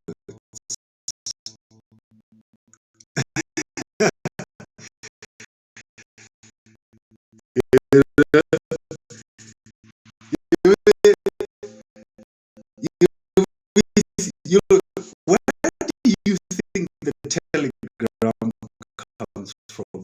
Where do you think the cell phone technology comes from?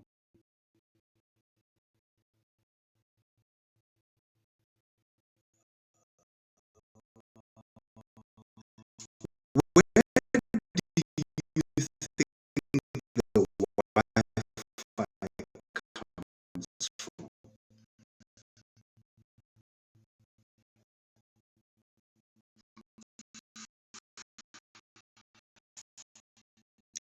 I want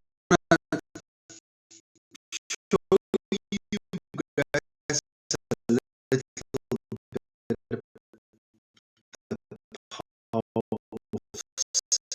symbols.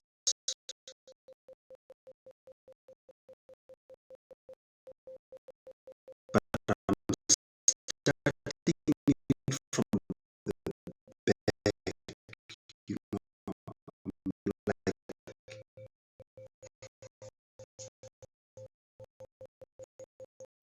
now, with it.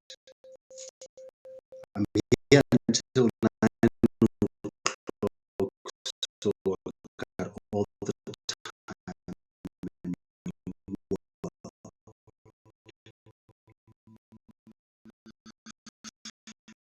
Besides, I'm recording this for YouTube, so you know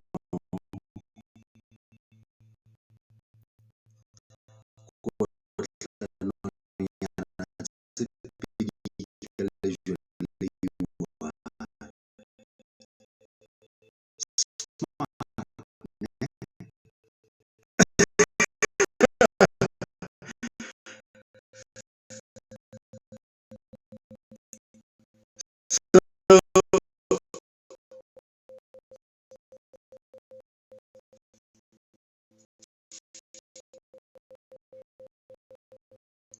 yeah, whatever.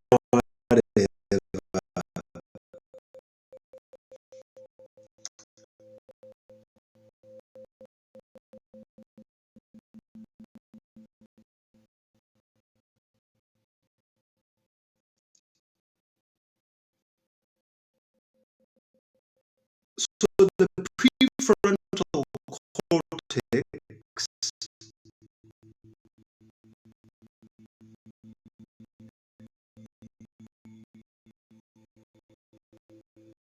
It's supposed to be governed by the total brain.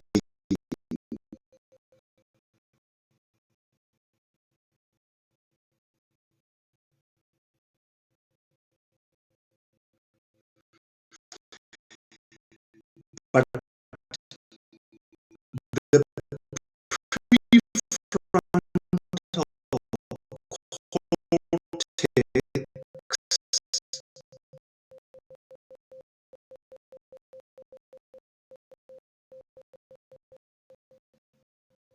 cortex tends to be dominated too much by the left brain, the brain that is responsible for logic. Right now, I have so much amount of information. I want to tell it to you guys,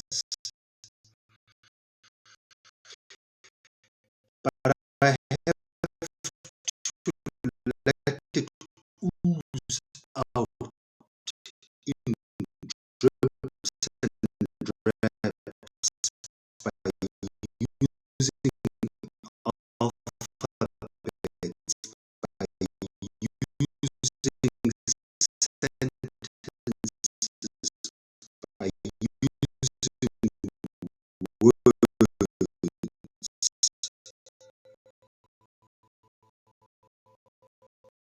talking.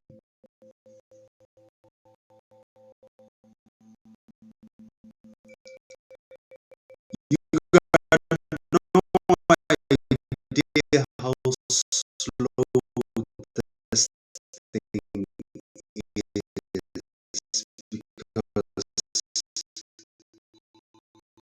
because damn it,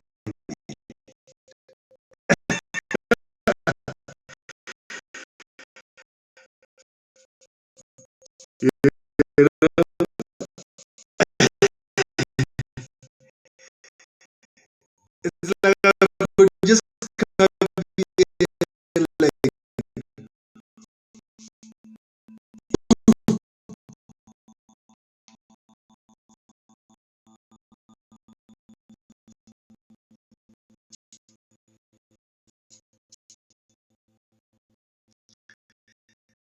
but because of the prefrontal cortex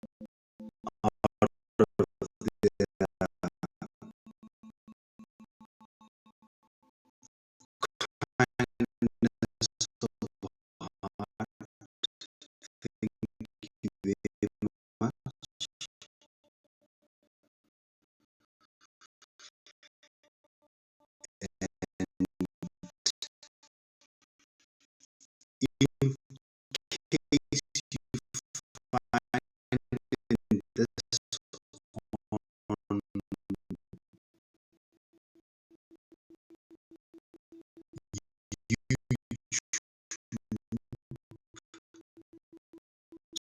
subscribe my channel.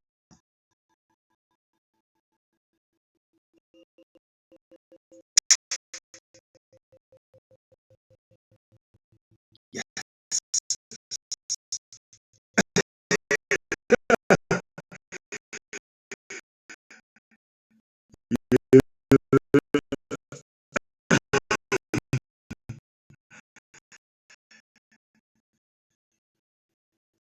So the link is on my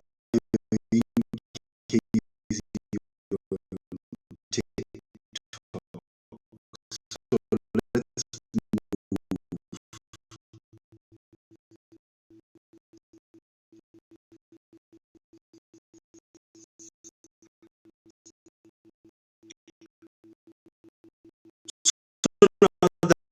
left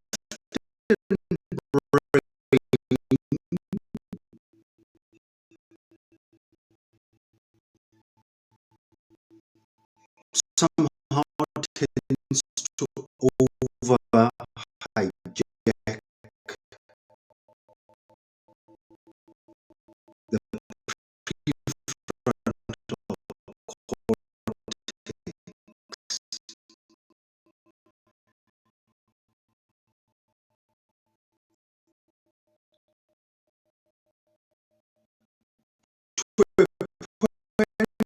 whereby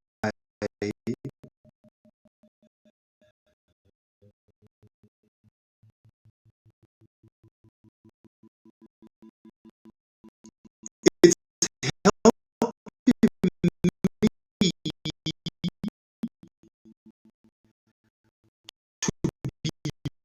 me about these things.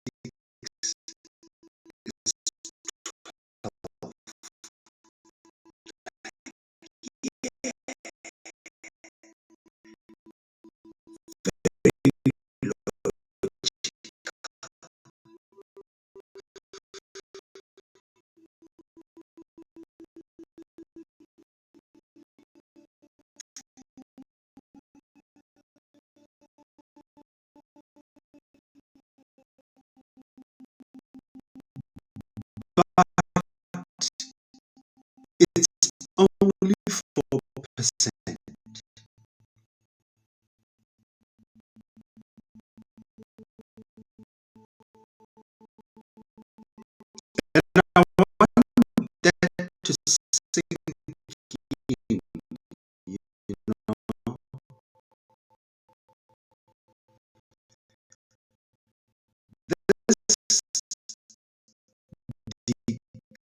degree money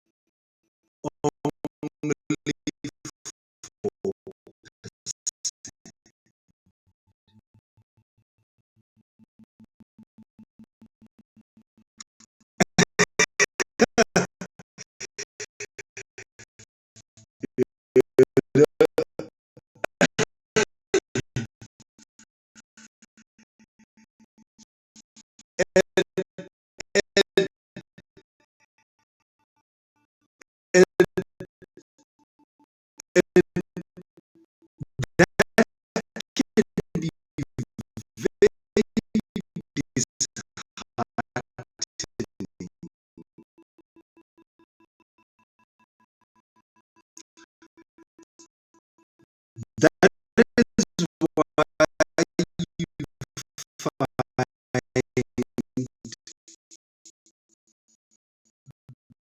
this is why you find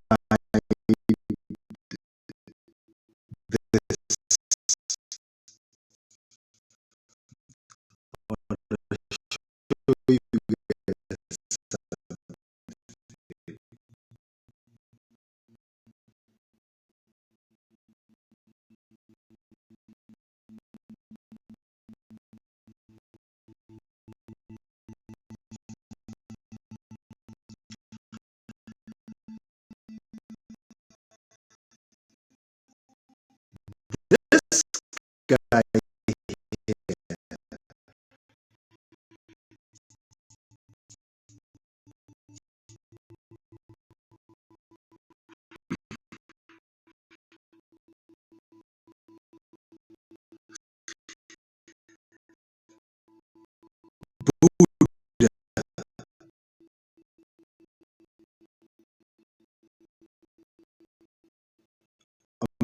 Listening to the Tibetan monks, so Buddhism is in line. It will make sense with what I'm trying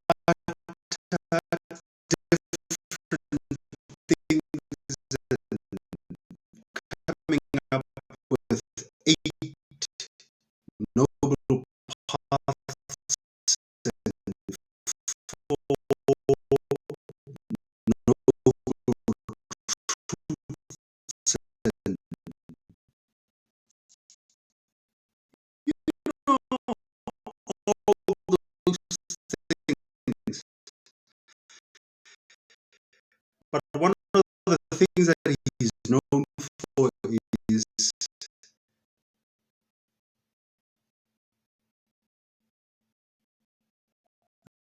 living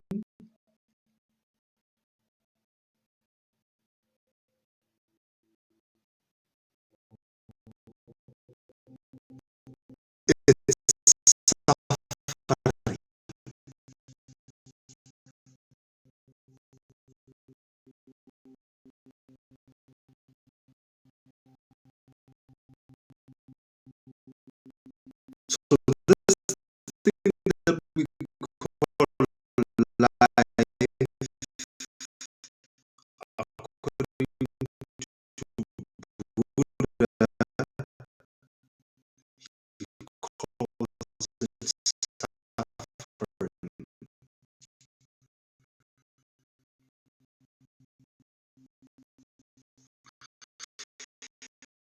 but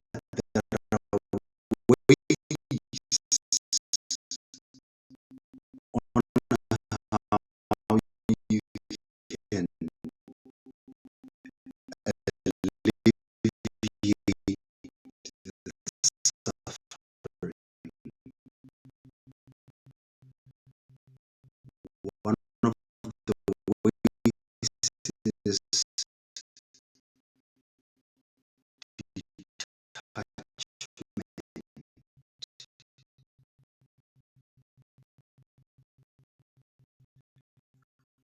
one of the ways is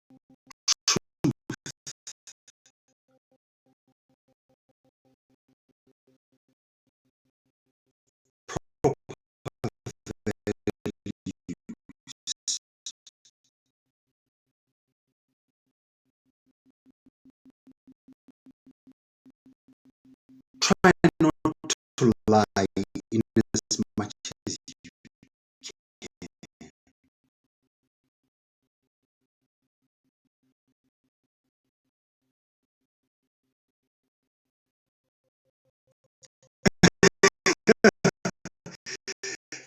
you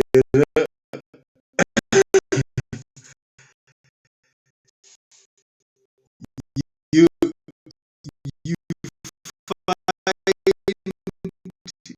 this thing of why I'm spending some time on this thing of lying.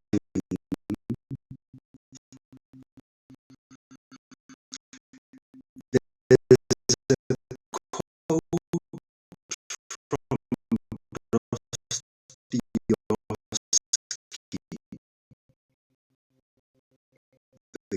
the guy that wrote Crime and Punishment, other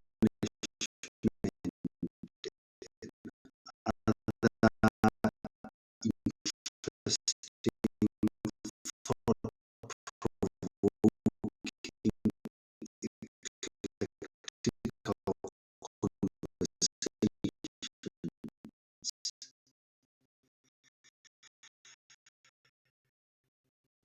Freud,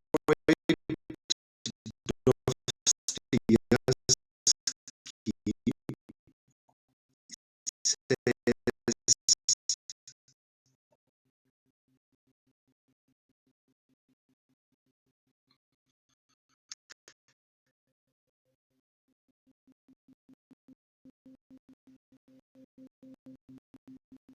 the man that lies to himself consistently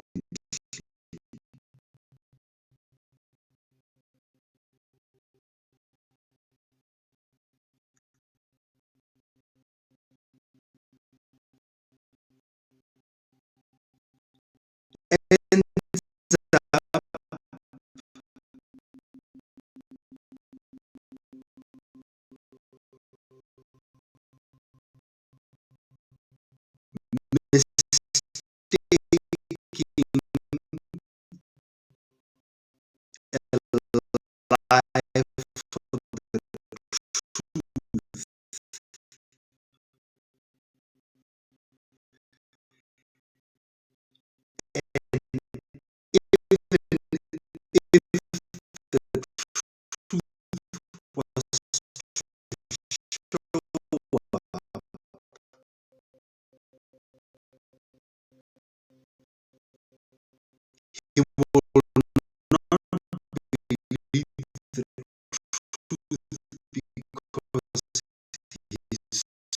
ever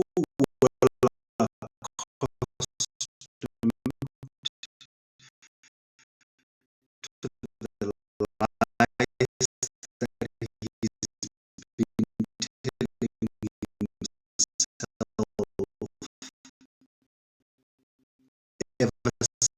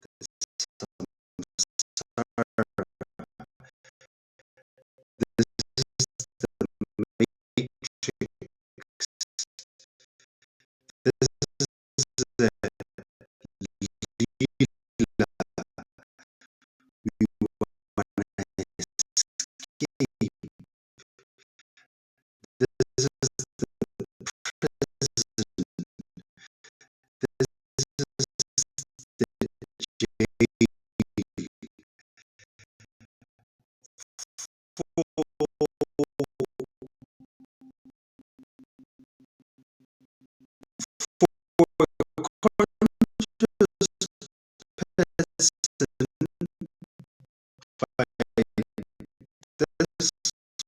far,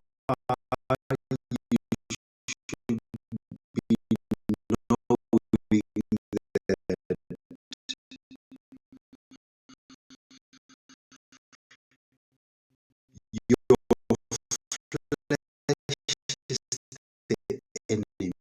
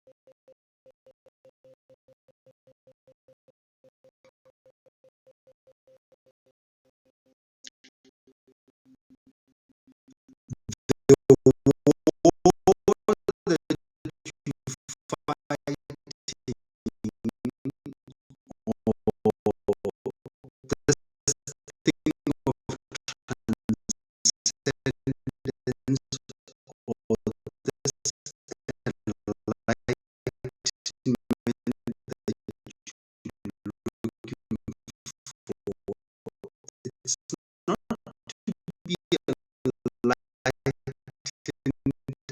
out of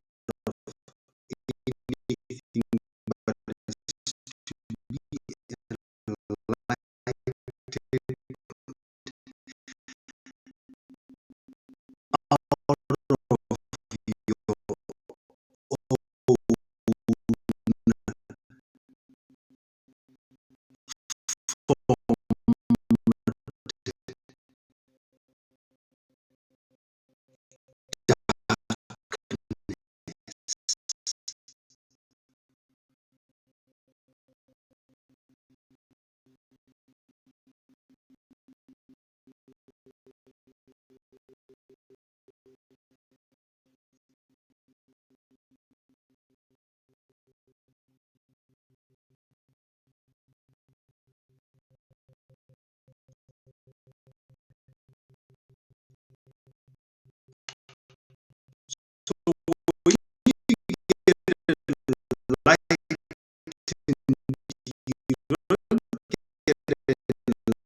light to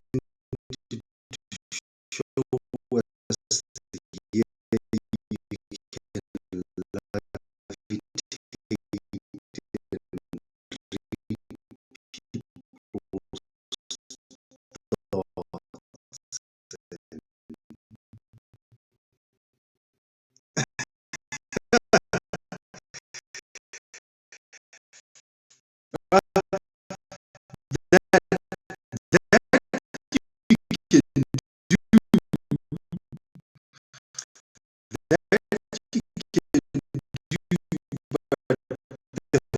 whole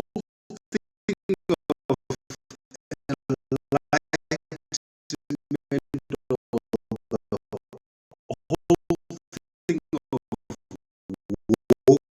wokeness or consciousness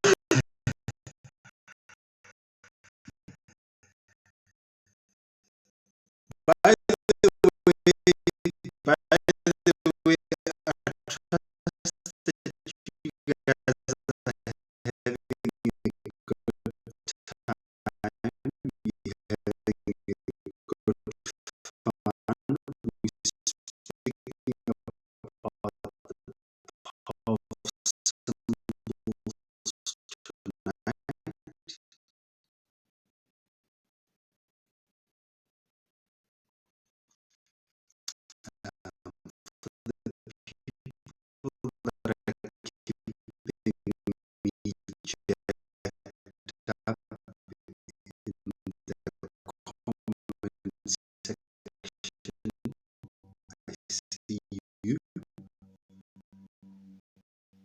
Um, People that are keeping the engagement going on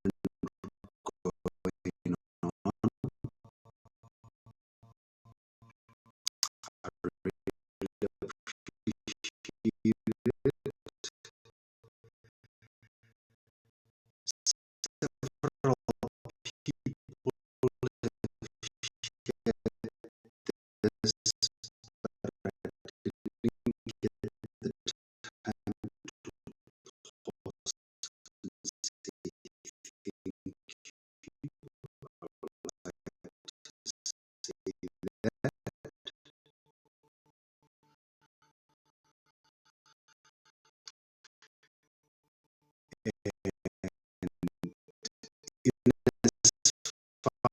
And as people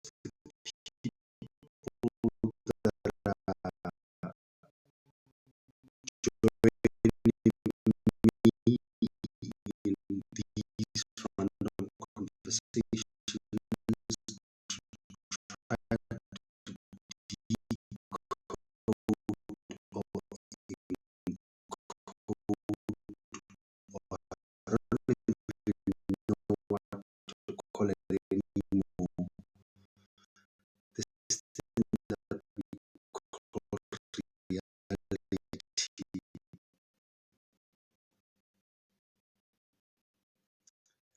Let's fly along.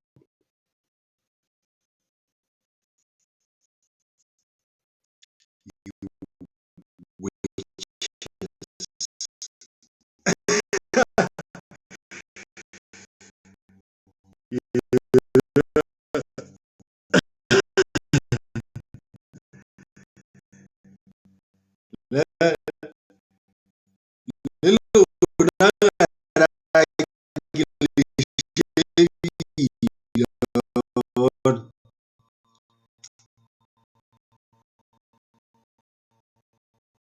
but we're friends.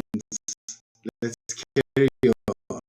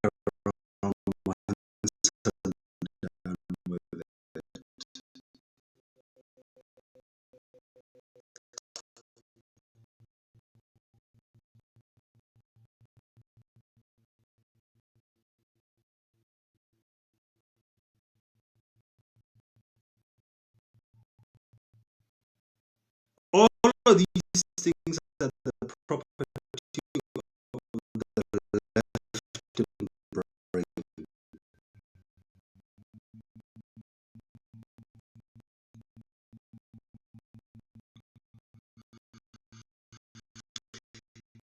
And it's the suffering, it's the humanity, it's the ego, it's the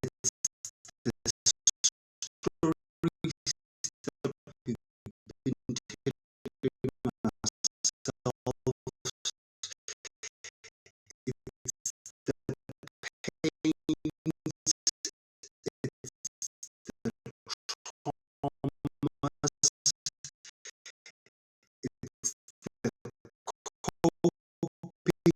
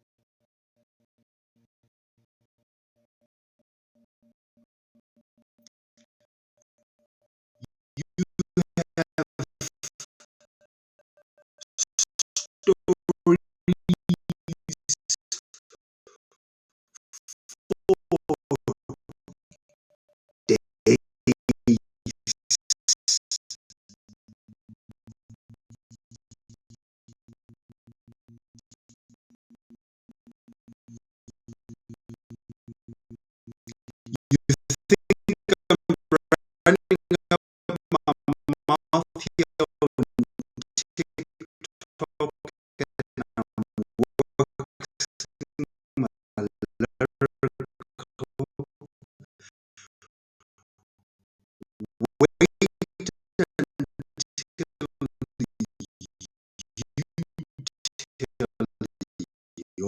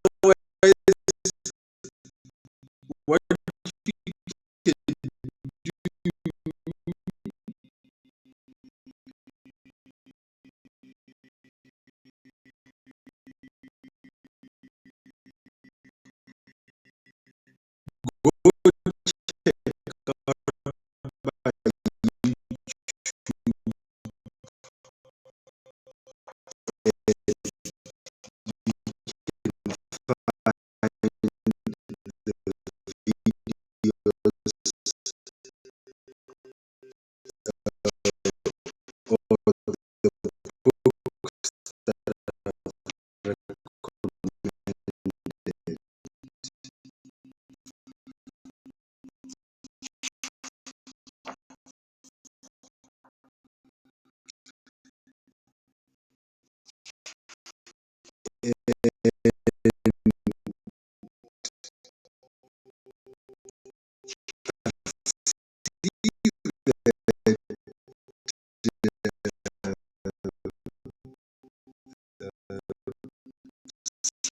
Somebody is outsmarting me.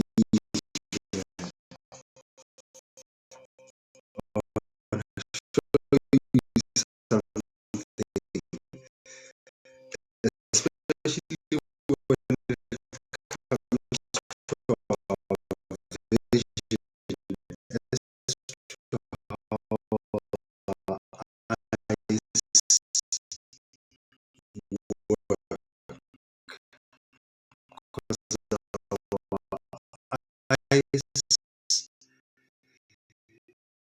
actually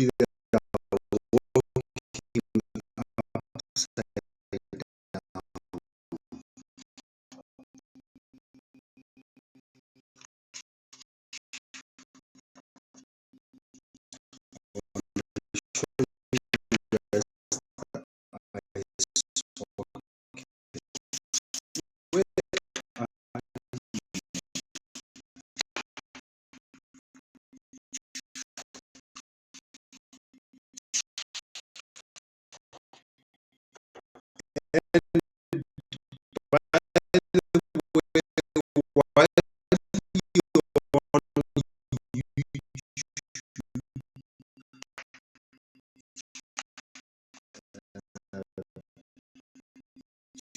might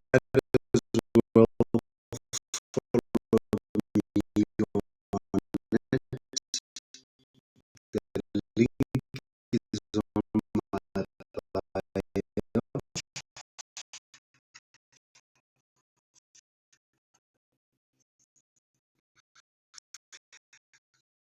Don't worry about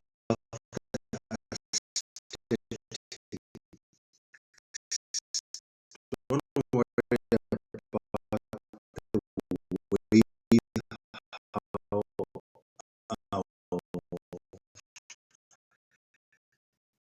the delivery of my message. Just listen to the message.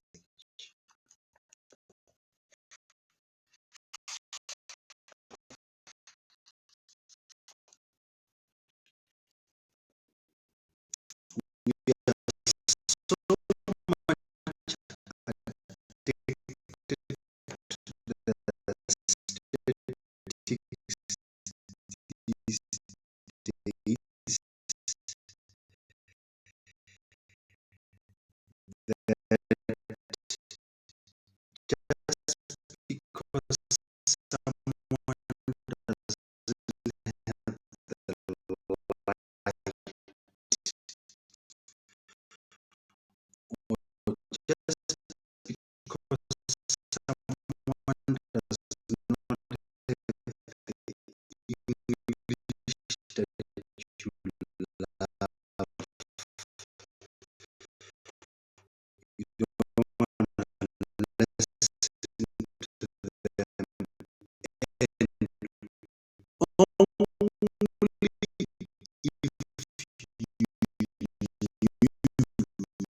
that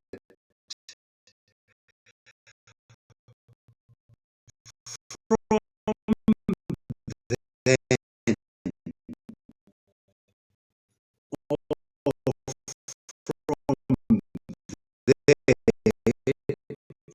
that's where your message is gonna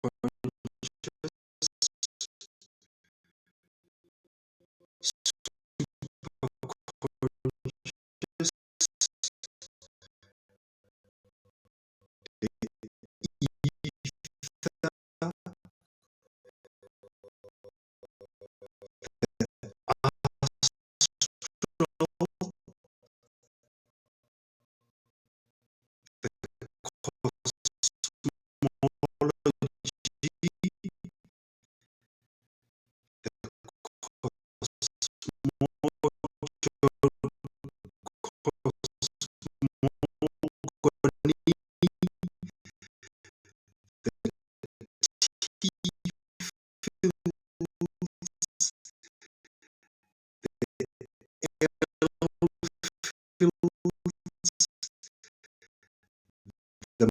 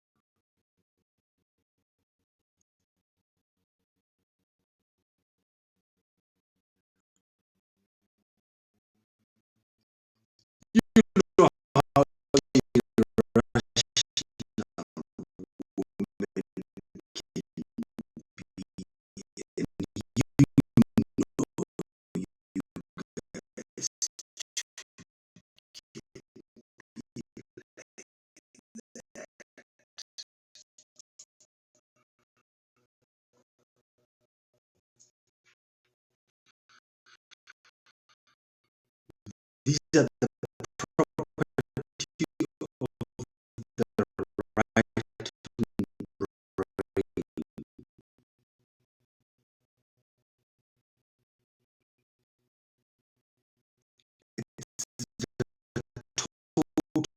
brain. Existence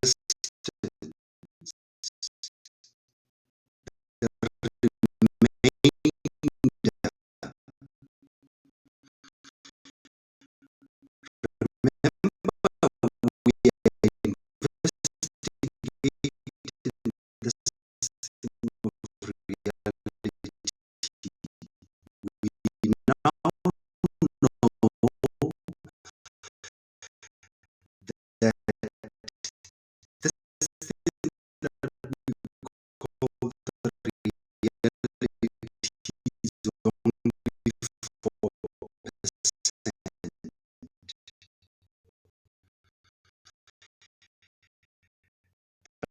Now, we have another part of the reality which is 96%, but it cannot be seen.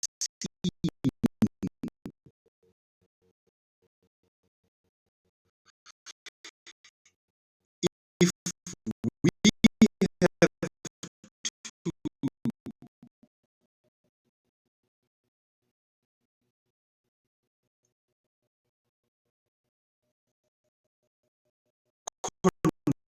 converse with this 96%,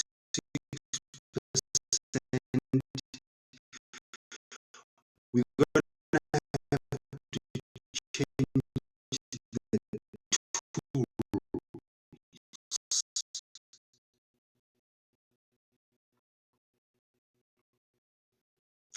of conversation. We are no longer now speaking with words, but now we are speaking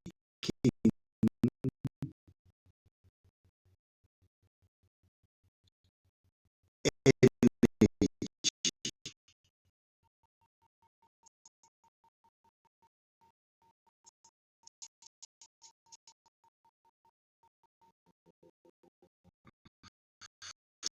We are speaking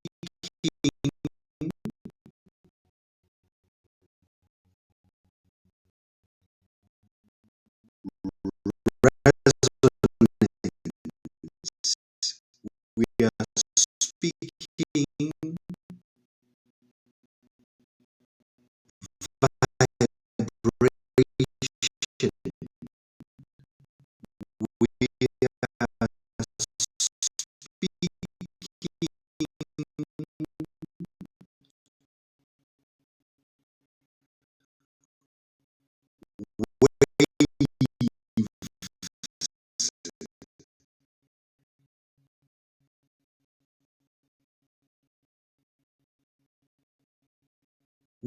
We are speaking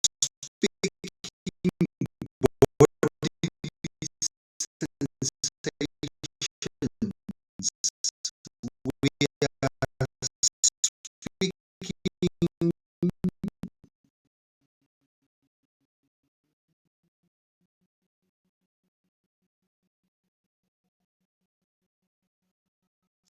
We are speaking this. Listen to this.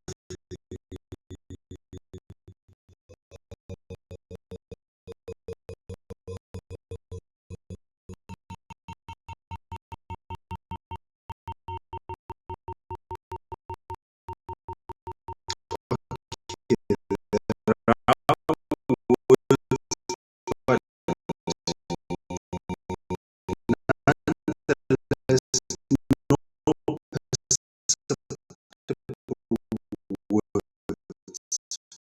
What is it called?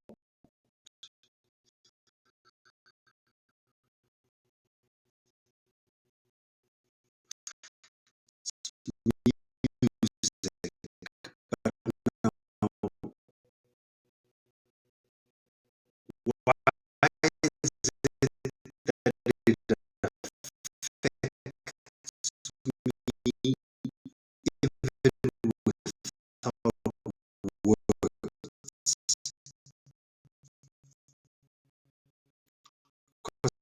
That's one of the things about music. You find there's a lot with people that are into jazz, the likes of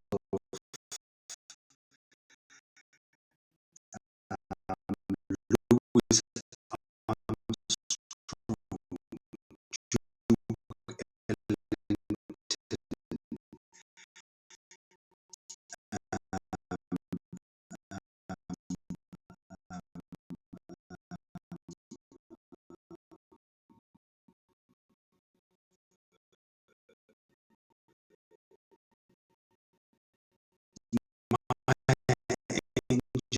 you know,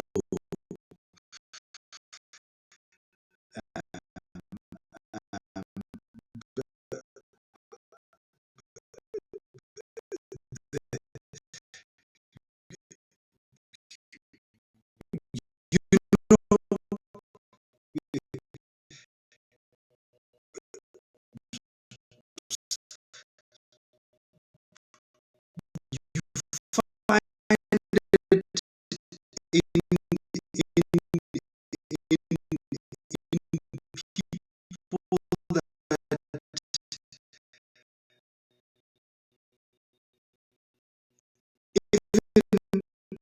without them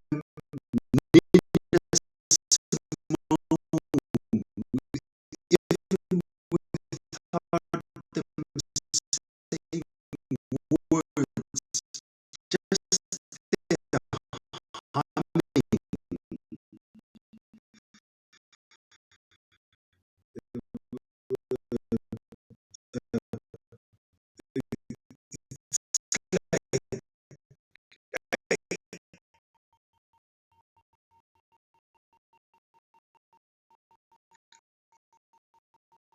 It's like they humming, but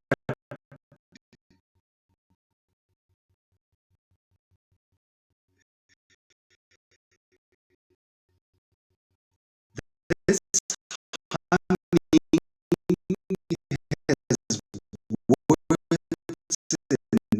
words and words and words contained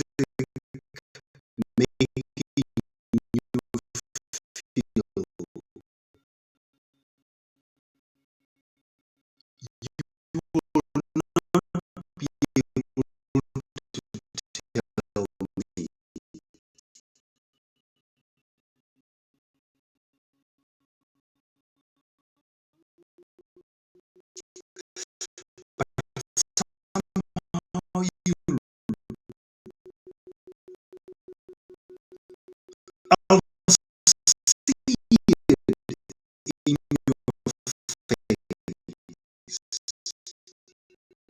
They call them the non-verbal communication.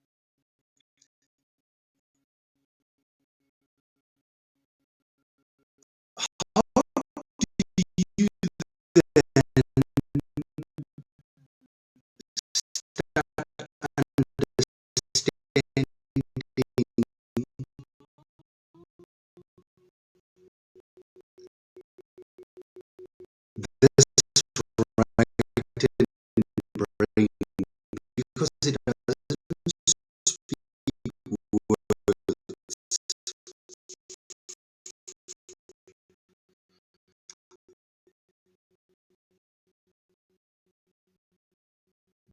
This is where symbols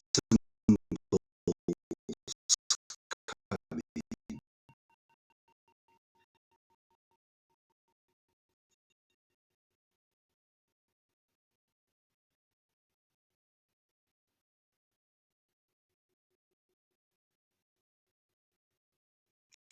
Remember,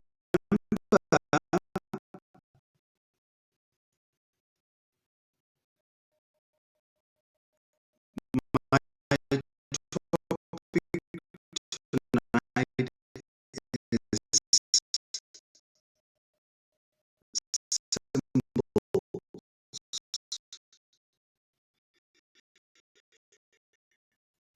I don't know what's happening with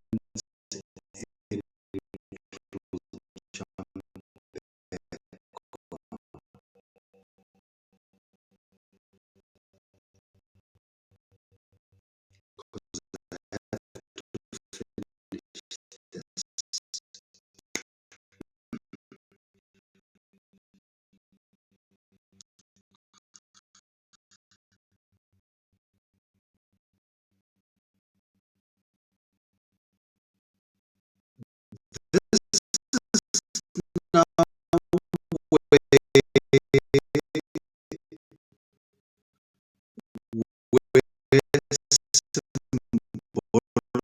symbology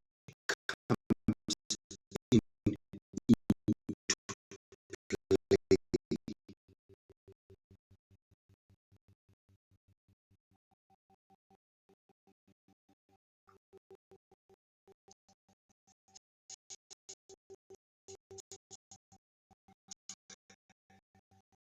But the thing about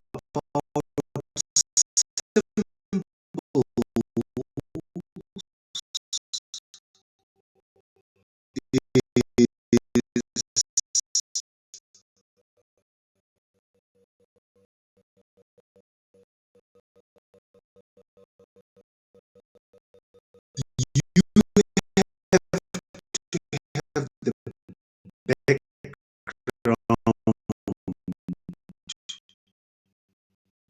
to make the symbol to be meaningful.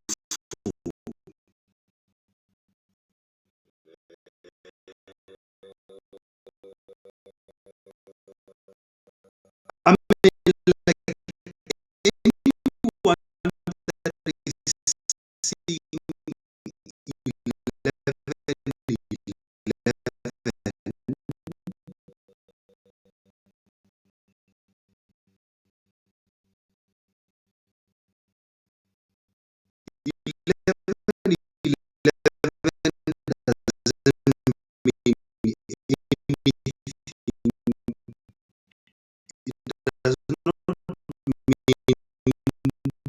does not mean the same thing to all of us.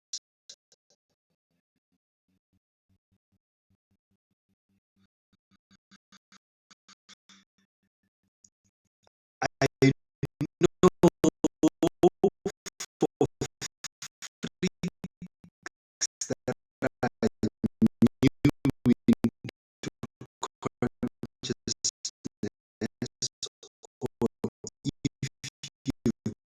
freaks that are new into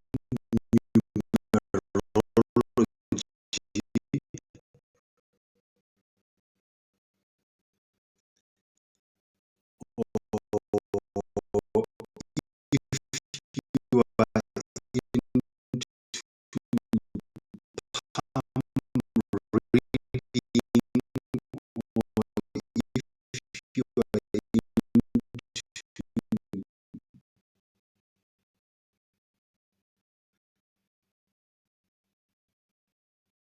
are into psychic reading of some sort,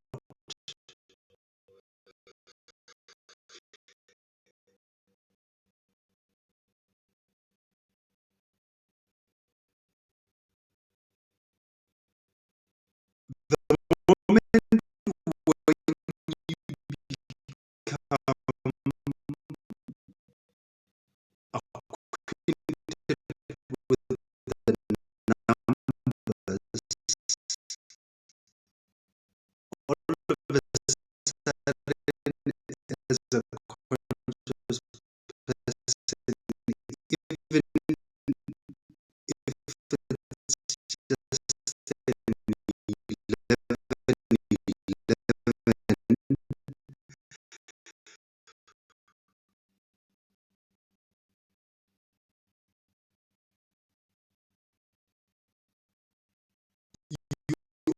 always thinking that it has to mean something.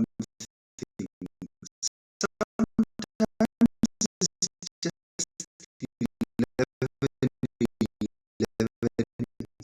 doesn't mean anything.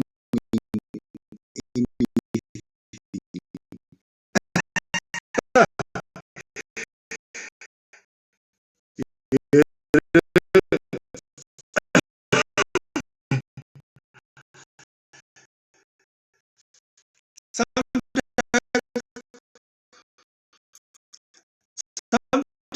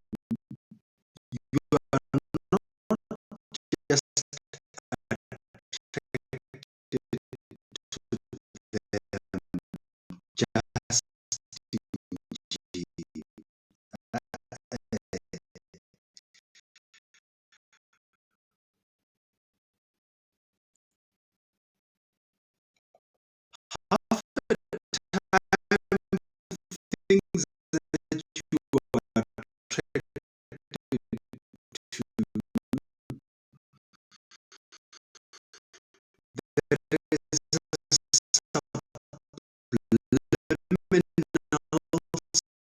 subliminal message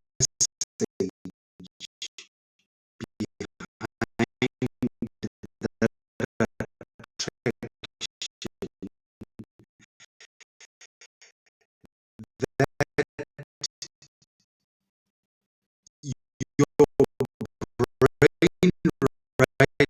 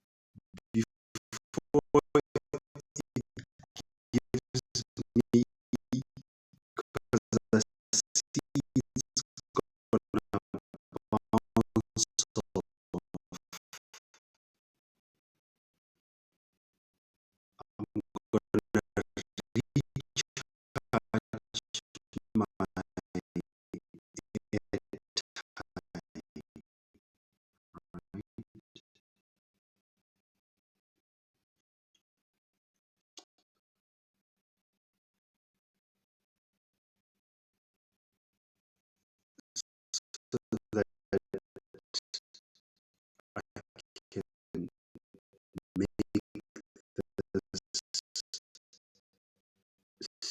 that can make stay be worthwhile.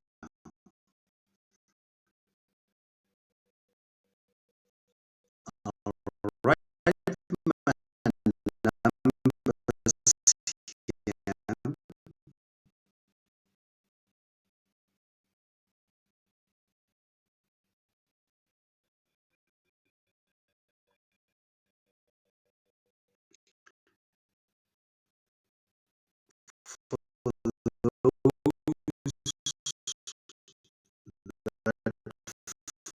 find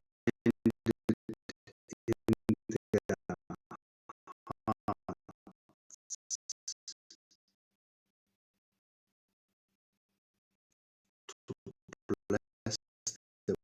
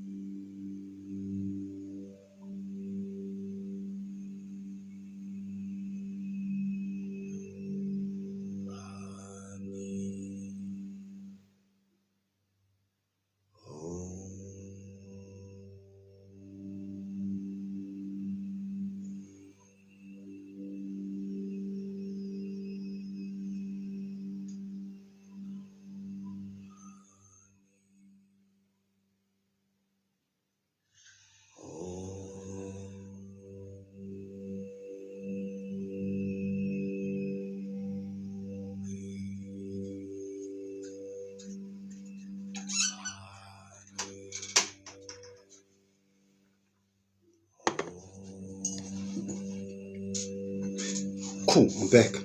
He's just young one is Kiki MT and a MT and a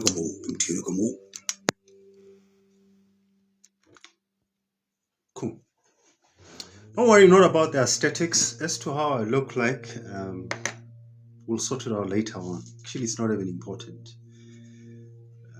Sooner or later, I'm just going to hide my face when I'm doing these lives anyway. So,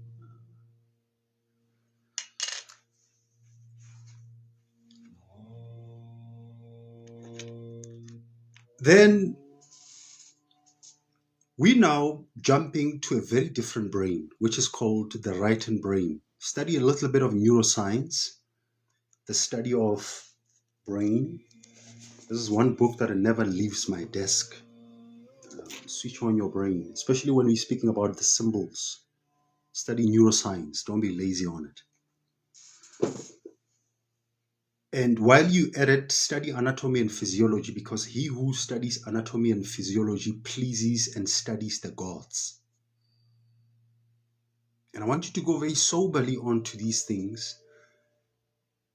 More especially, I want to make you guys aware or to realize why spirituality and religion, they are always so fighting or at the neck of each other, and they're not necessarily supposed to fight.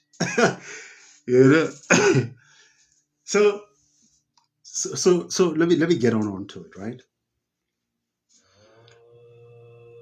If you aspire to get in touch with the world or with your subconscious brain, let me start it there.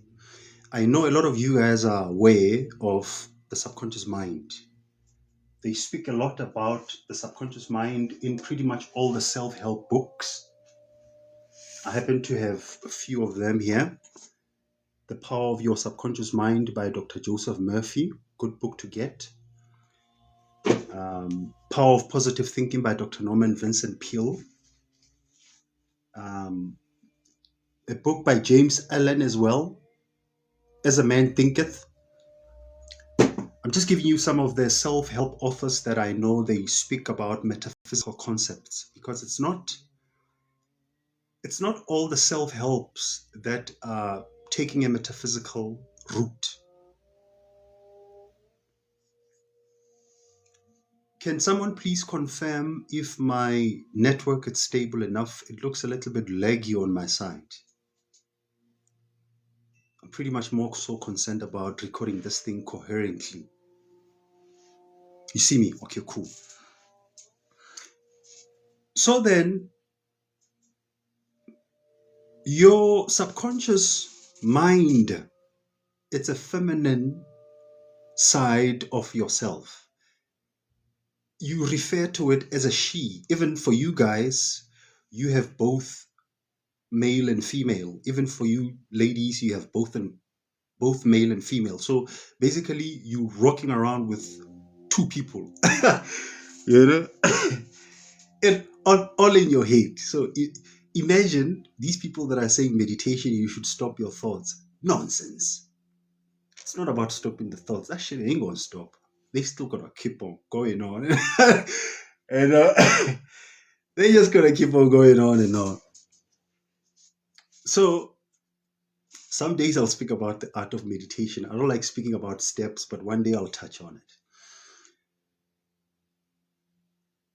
So then the crux, or where a lot of people get lost, is you don't engage with that part of the brain using your logic here.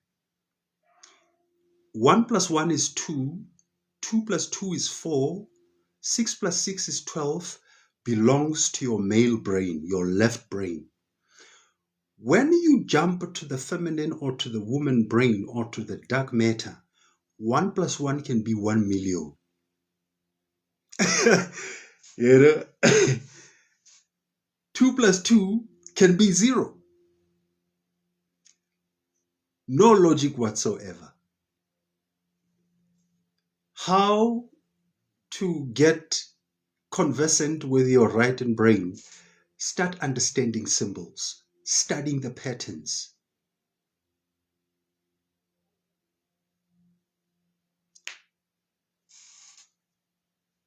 This that I'm going to be saying now, I know it's going to split my audience into two. But it's good for me because I'm not speaking to people that I'm convincing. I'm speaking to magicians here. I'm speaking to energy benders, people that have always known that there's something more. It's just that this thing, man. You know? because the thing about these conversations, here's where the kicker is. Church folks, they call them demonic, conversations like these, right? Yet science calls it a very high science. You find yourself now being trapped between nature and evolution. Not only that, plus religion. If your pastor or if your church member was to see you that you are into these things, you best believe it that they're going to pray for you on Sunday, or they're not even going to wait for Sunday. You know, that, they somehow going to pray. We're speaking about power of symbols. One is they somehow going to pray for you now. That's why a lot of people that are into consciousness, a lot of people don't know that you are into these things. I know some of you guys are very incognito here. You're using names that wouldn't otherwise anybody would have thought about. You know, you're sneaking in the night. You're looking for this information, and everywhere where you go, let me not digress a lot. I'm missing the point. So now, this is where now it gets to be interesting. These things that are called spooky, these things that are called demonic, devilish, these things that are called heretical, heresy, it turns out these are very high scientific concepts. They even go beyond, in and above the normal way on how we understand science. Hence, you find metaphysics, things that are beyond, way higher than scientific things. These, in some other new age classes, they call them esoteric conversations. These are, for astrologers, these are very eclectical conversations. It's like, for poets, they get to be very intrigued by conversations like these because they are very abstract in nature. I'm trying to speak about something, but I'm using very clumsy way of talking, which is words. So if you guys get what I'm saying, you know, the right brain side of your existence deals with symbology. Symbols, just like pictures, can tell 1,000 words.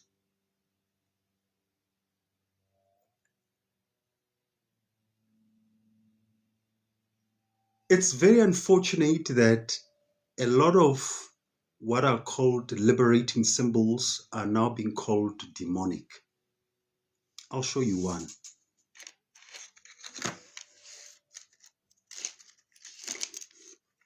And I want you to tell me what comes to your head when you see this.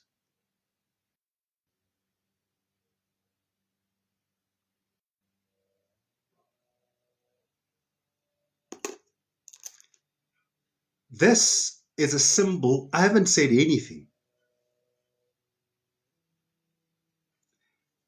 The Christian inside of you, it's shouting so loud. You know, it's like, what is that? I would leave it to you guys to tell me what it is in the comment section. I'm not going to get onto that. I'm speaking about the symbols tonight. I'll show you another symbol.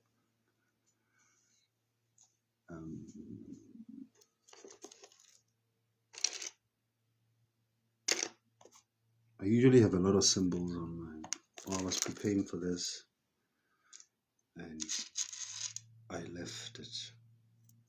But let me continue. I wanted to show you guys a crystal. While we are at the crystals, get yourself anything of crystals, whichever kind of type of crystals, let the crystal choose you. You'll see what I'm talking about. Go to the crystal store, go to the one that you don't even have a logic explanation, and research it later on. If you see a cross, Jesus Christ. Thank you very much, Mwaneso. How did you know? I wanted to show you guys a dice. Here's a dice here. Here's a cube. Here's a dice. Actually, it will be nicer here. Let me show it to you here. Yes. Platonic solids. We got platonic solids here. It's a dodecahedron, the hexahedron, the icosahedron, the merkaba, the octahedron, the sphere, the tetrahedron.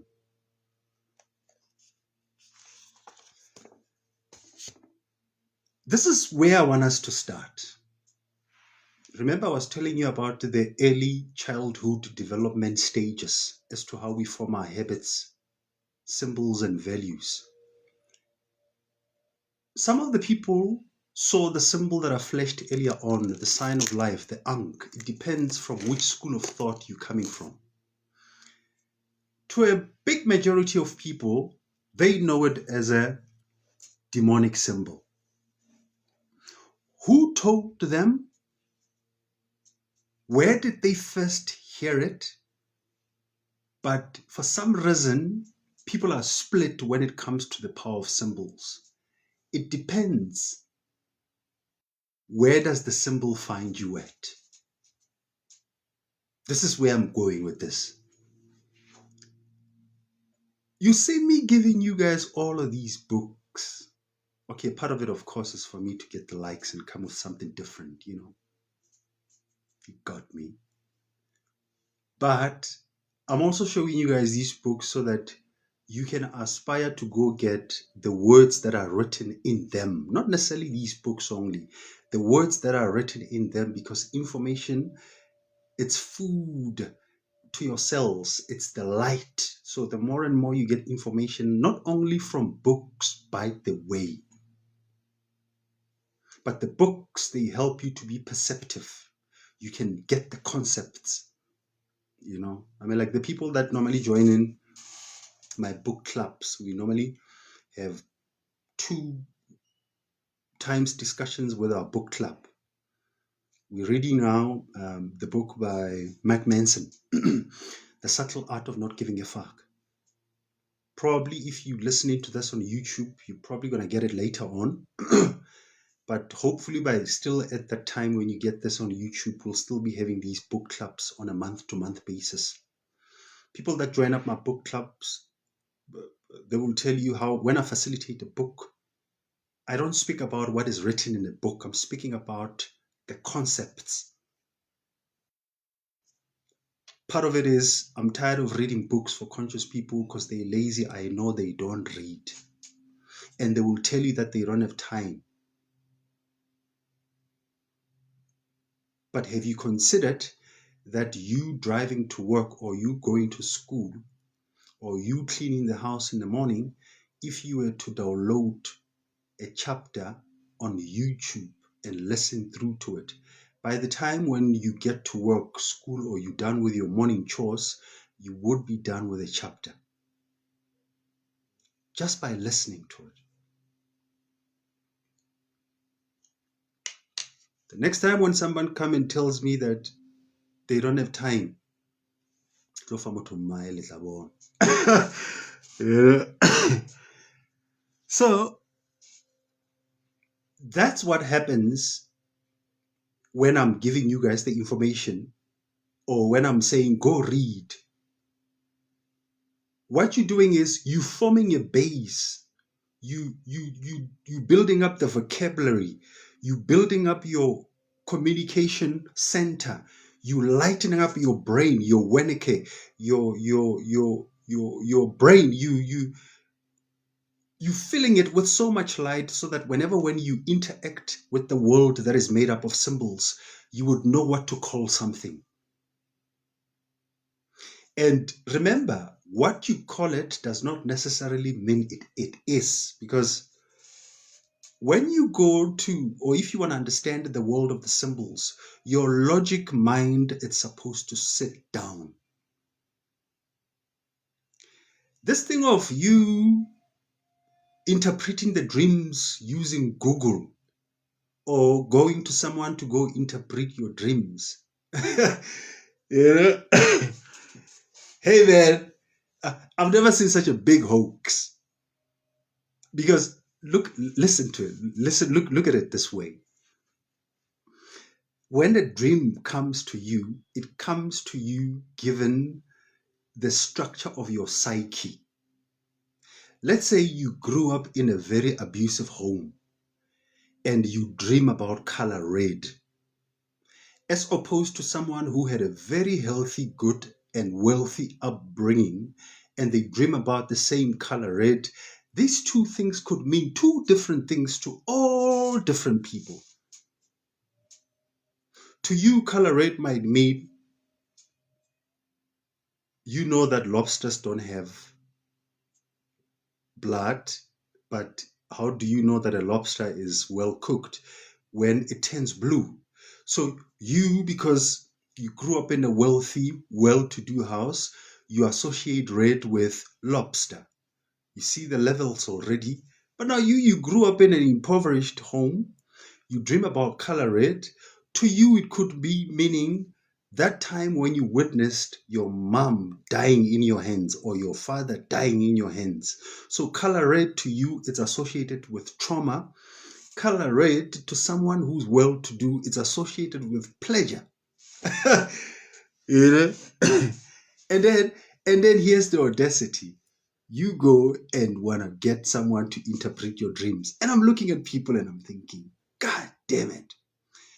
But now to woe with you fuckers who are taking consultation for dream interpretation. you know, you know, you know exactly that you're doing is a fraud. But hey man, go get your paper, boo boo. you know? Yeah, man. It's such an oxymoronish topic, but it's fun nonetheless. This is where the subconscious mind comes in. When the subconscious mind comes in, it speaks the likes of intuition, it speaks the likes of vibration, it speaks the likes of energy, it speaks the tonality, it speaks the mood, it speaks the graving, it speaks the color of the clothes, it speaks the time on the clock. Why you decided to be on TikTok tonight? All days you've never been on TikTok, but for some reason, look at where your ass is. you know? And now here you are. You have to bear out this guy that has been talking nonsense for the last 2 hours. But something in you just does not want to get off this. You're trying to explain it, but you cannot get to it. What is that? I don't know. Only you know. That is how you get to speak to the subconscious mind. That is how you get to dig down into the 96%. Remember the 4% universe? It's what you and me are. This bodies, it's only 4%. The rest, it's not seen, my baby. You can't taste it. Actually, when it goes to the subconscious mind, this is how I want you to look at it. You're supposed to hear with your eyes.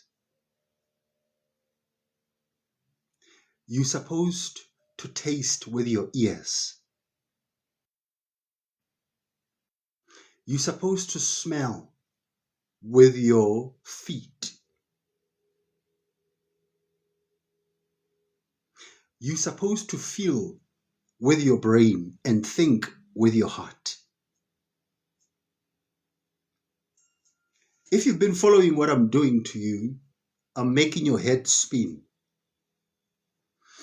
Worry not, I'm uploading these things on TikTok, on YouTube. After I'm done with it, I'm just going to put it on YouTube for people that maybe perhaps are catching it later on, especially in the light of the books that I've shared. It goes on for long though, 2 hours. It just goes on like this. I don't have time for editing this. Don't worry about how I say it. Listen to the message. If you're interested into these things, at least you can cruel the 2 hours listening to me on YouTube. Imagine. Hey man, this thing of consciousness can be such a fraud. Oh, by the way, while you're on the YouTube, follow, subscribe. I'm trying to colonize that market there as well. Subscribe and send likes and comments there. So the subconscious mind or the subconscious brain speaks through symbology, or you have to be the symbologist to understand it. How do you make sense of the symbols? Information. You need to have a base. Like if I show you now, right now, the icosahedron, the dodecahedron, if I show you now the Merkaba, what does the pyramid mean? What is the power of the symbol? What does a cube mean? What is an icosahedron? Firstly, we need to now start understanding these things are made up of elements. By now, you should have made it a point that you've studied the elements that makes a human being to be the full constituent. The elements are, obviously, you have the air, fire, water, earth, the quintessential, the spirit, the intellect, the ego, and the mind. These are the 8 elements that makes a human being. I know you know the 5 ones or you know the 4 elements, but there's kuningila. You know? So I'm of course using the Hindu microbiology. I'm not using the one that we used to about the 5 elements. I'm talking about the 8 elements that makes a human being: the intellect, the mind, and the ego. On top of those, cool. Depending on what you see, or the dreams that you have, or the so-called coincidences, which they don't exist, by the way. Coincidence is a way on how the universe is talking to you, but you haven't gotten the message yet. That's why Steve Jobs says you need to connect the dots looking backwards. You can't connect the dots looking forward, or can't you? Especially tonight, because the audience that I have tonight is people that are into kind of like manifestation. These are people that want to make something out of their reality, meaning you now embracing this thing of you being a co-creator. When people call you, when they tell you that you are God in a consciousness community, this is exactly what they're talking about. The I am. You're not really God in a sense of, God, but you are God nonetheless. You know? You're like when God has a meeting, your ass is there. When God has a meeting with Gideon and Jesus and Mary and Magdalene, you're sitting on a table as well. So of course you are that God. It's just that it goes with stages. So now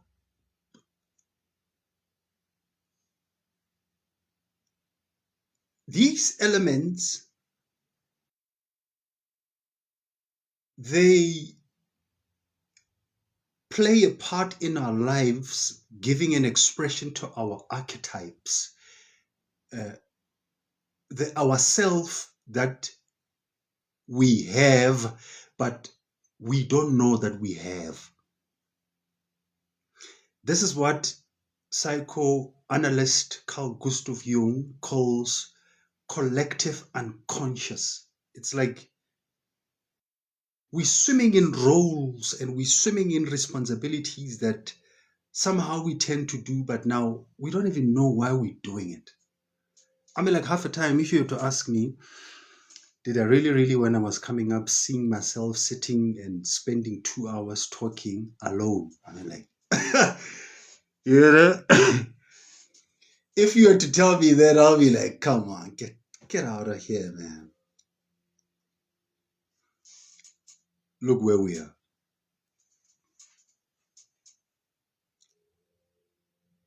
So when you studying the power of symbols, you have to study the patterns as to how are things happening. You have to be a little bit informed. What is it today? Today it's Monday.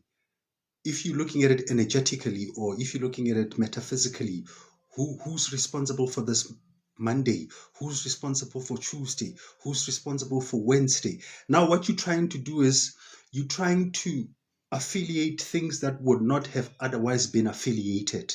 That is the art of symbology. Those are the mind calisthenics. You need to know, what does it mean if it says it's the AM? Why is it AM? It's anti-meridian. You're like, okay, why anti-meridian? What is the meridian? I know that meridian, it's the subtle highways that we do have in our bodies. But now what could it mean when it comes to the clock? You'll be like, okay, anti-meridian, it's the energy that is not that much strong. But now the moment when it passes 12 o'clock going towards the evening, the propensity or the solar flares is much more prominent. That's why they call it the post meridian. You're like, okay, could it be that's why some of the prayers are much done in the morning, some are done midday, some are done in the evening? They'll be like, yeah. You'll be like, okay. Could it be that's why when you find Bogobela, Bapahla, Kapo, whoever that has their praying station, or even the religious people, they'll tell you the times to pray. Could it mean anything? They'll be like, yeah, of course it has to do with this, but it's scientifical, it's symbolical, it's not demonic. People call it demonic because of ignorance. All of these are energies that we are interacting with. So if symbols can tell 1,000 words, are you aware that you taking your dream to that poor dream diviner, just interpreting one word, if it has to take 1,000, you know, this, I'll close up with this. I know I'm going to be kicking on people's backs, but it's fine. You know where my heart is. No one knows anything of the subconscious mind.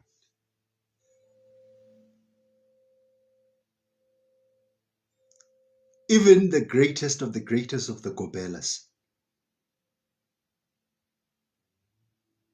Everybody's reaching. That's why I always stress that no one can teach you these things. Nope. You can go wherever way you go. I know they told you, they sold you the CMOS. I know they gave you the meditation package. You now bought the yoga equipments. You've signed up for the gym. You know, they told you that if you don't eat, you're gonna transcend. You need to buy crystals. You need to light candles. You need to read books. You almost have it, Moniz. You almost have it. Those are, you know, those are means to an end. They're not it. I know some of the people might have taken your money and they told you that these things, they, you know, so they are not it. So long as somebody can explain it, it's not it. It's not it. It's way beyond the explanation. It's intellectable. It's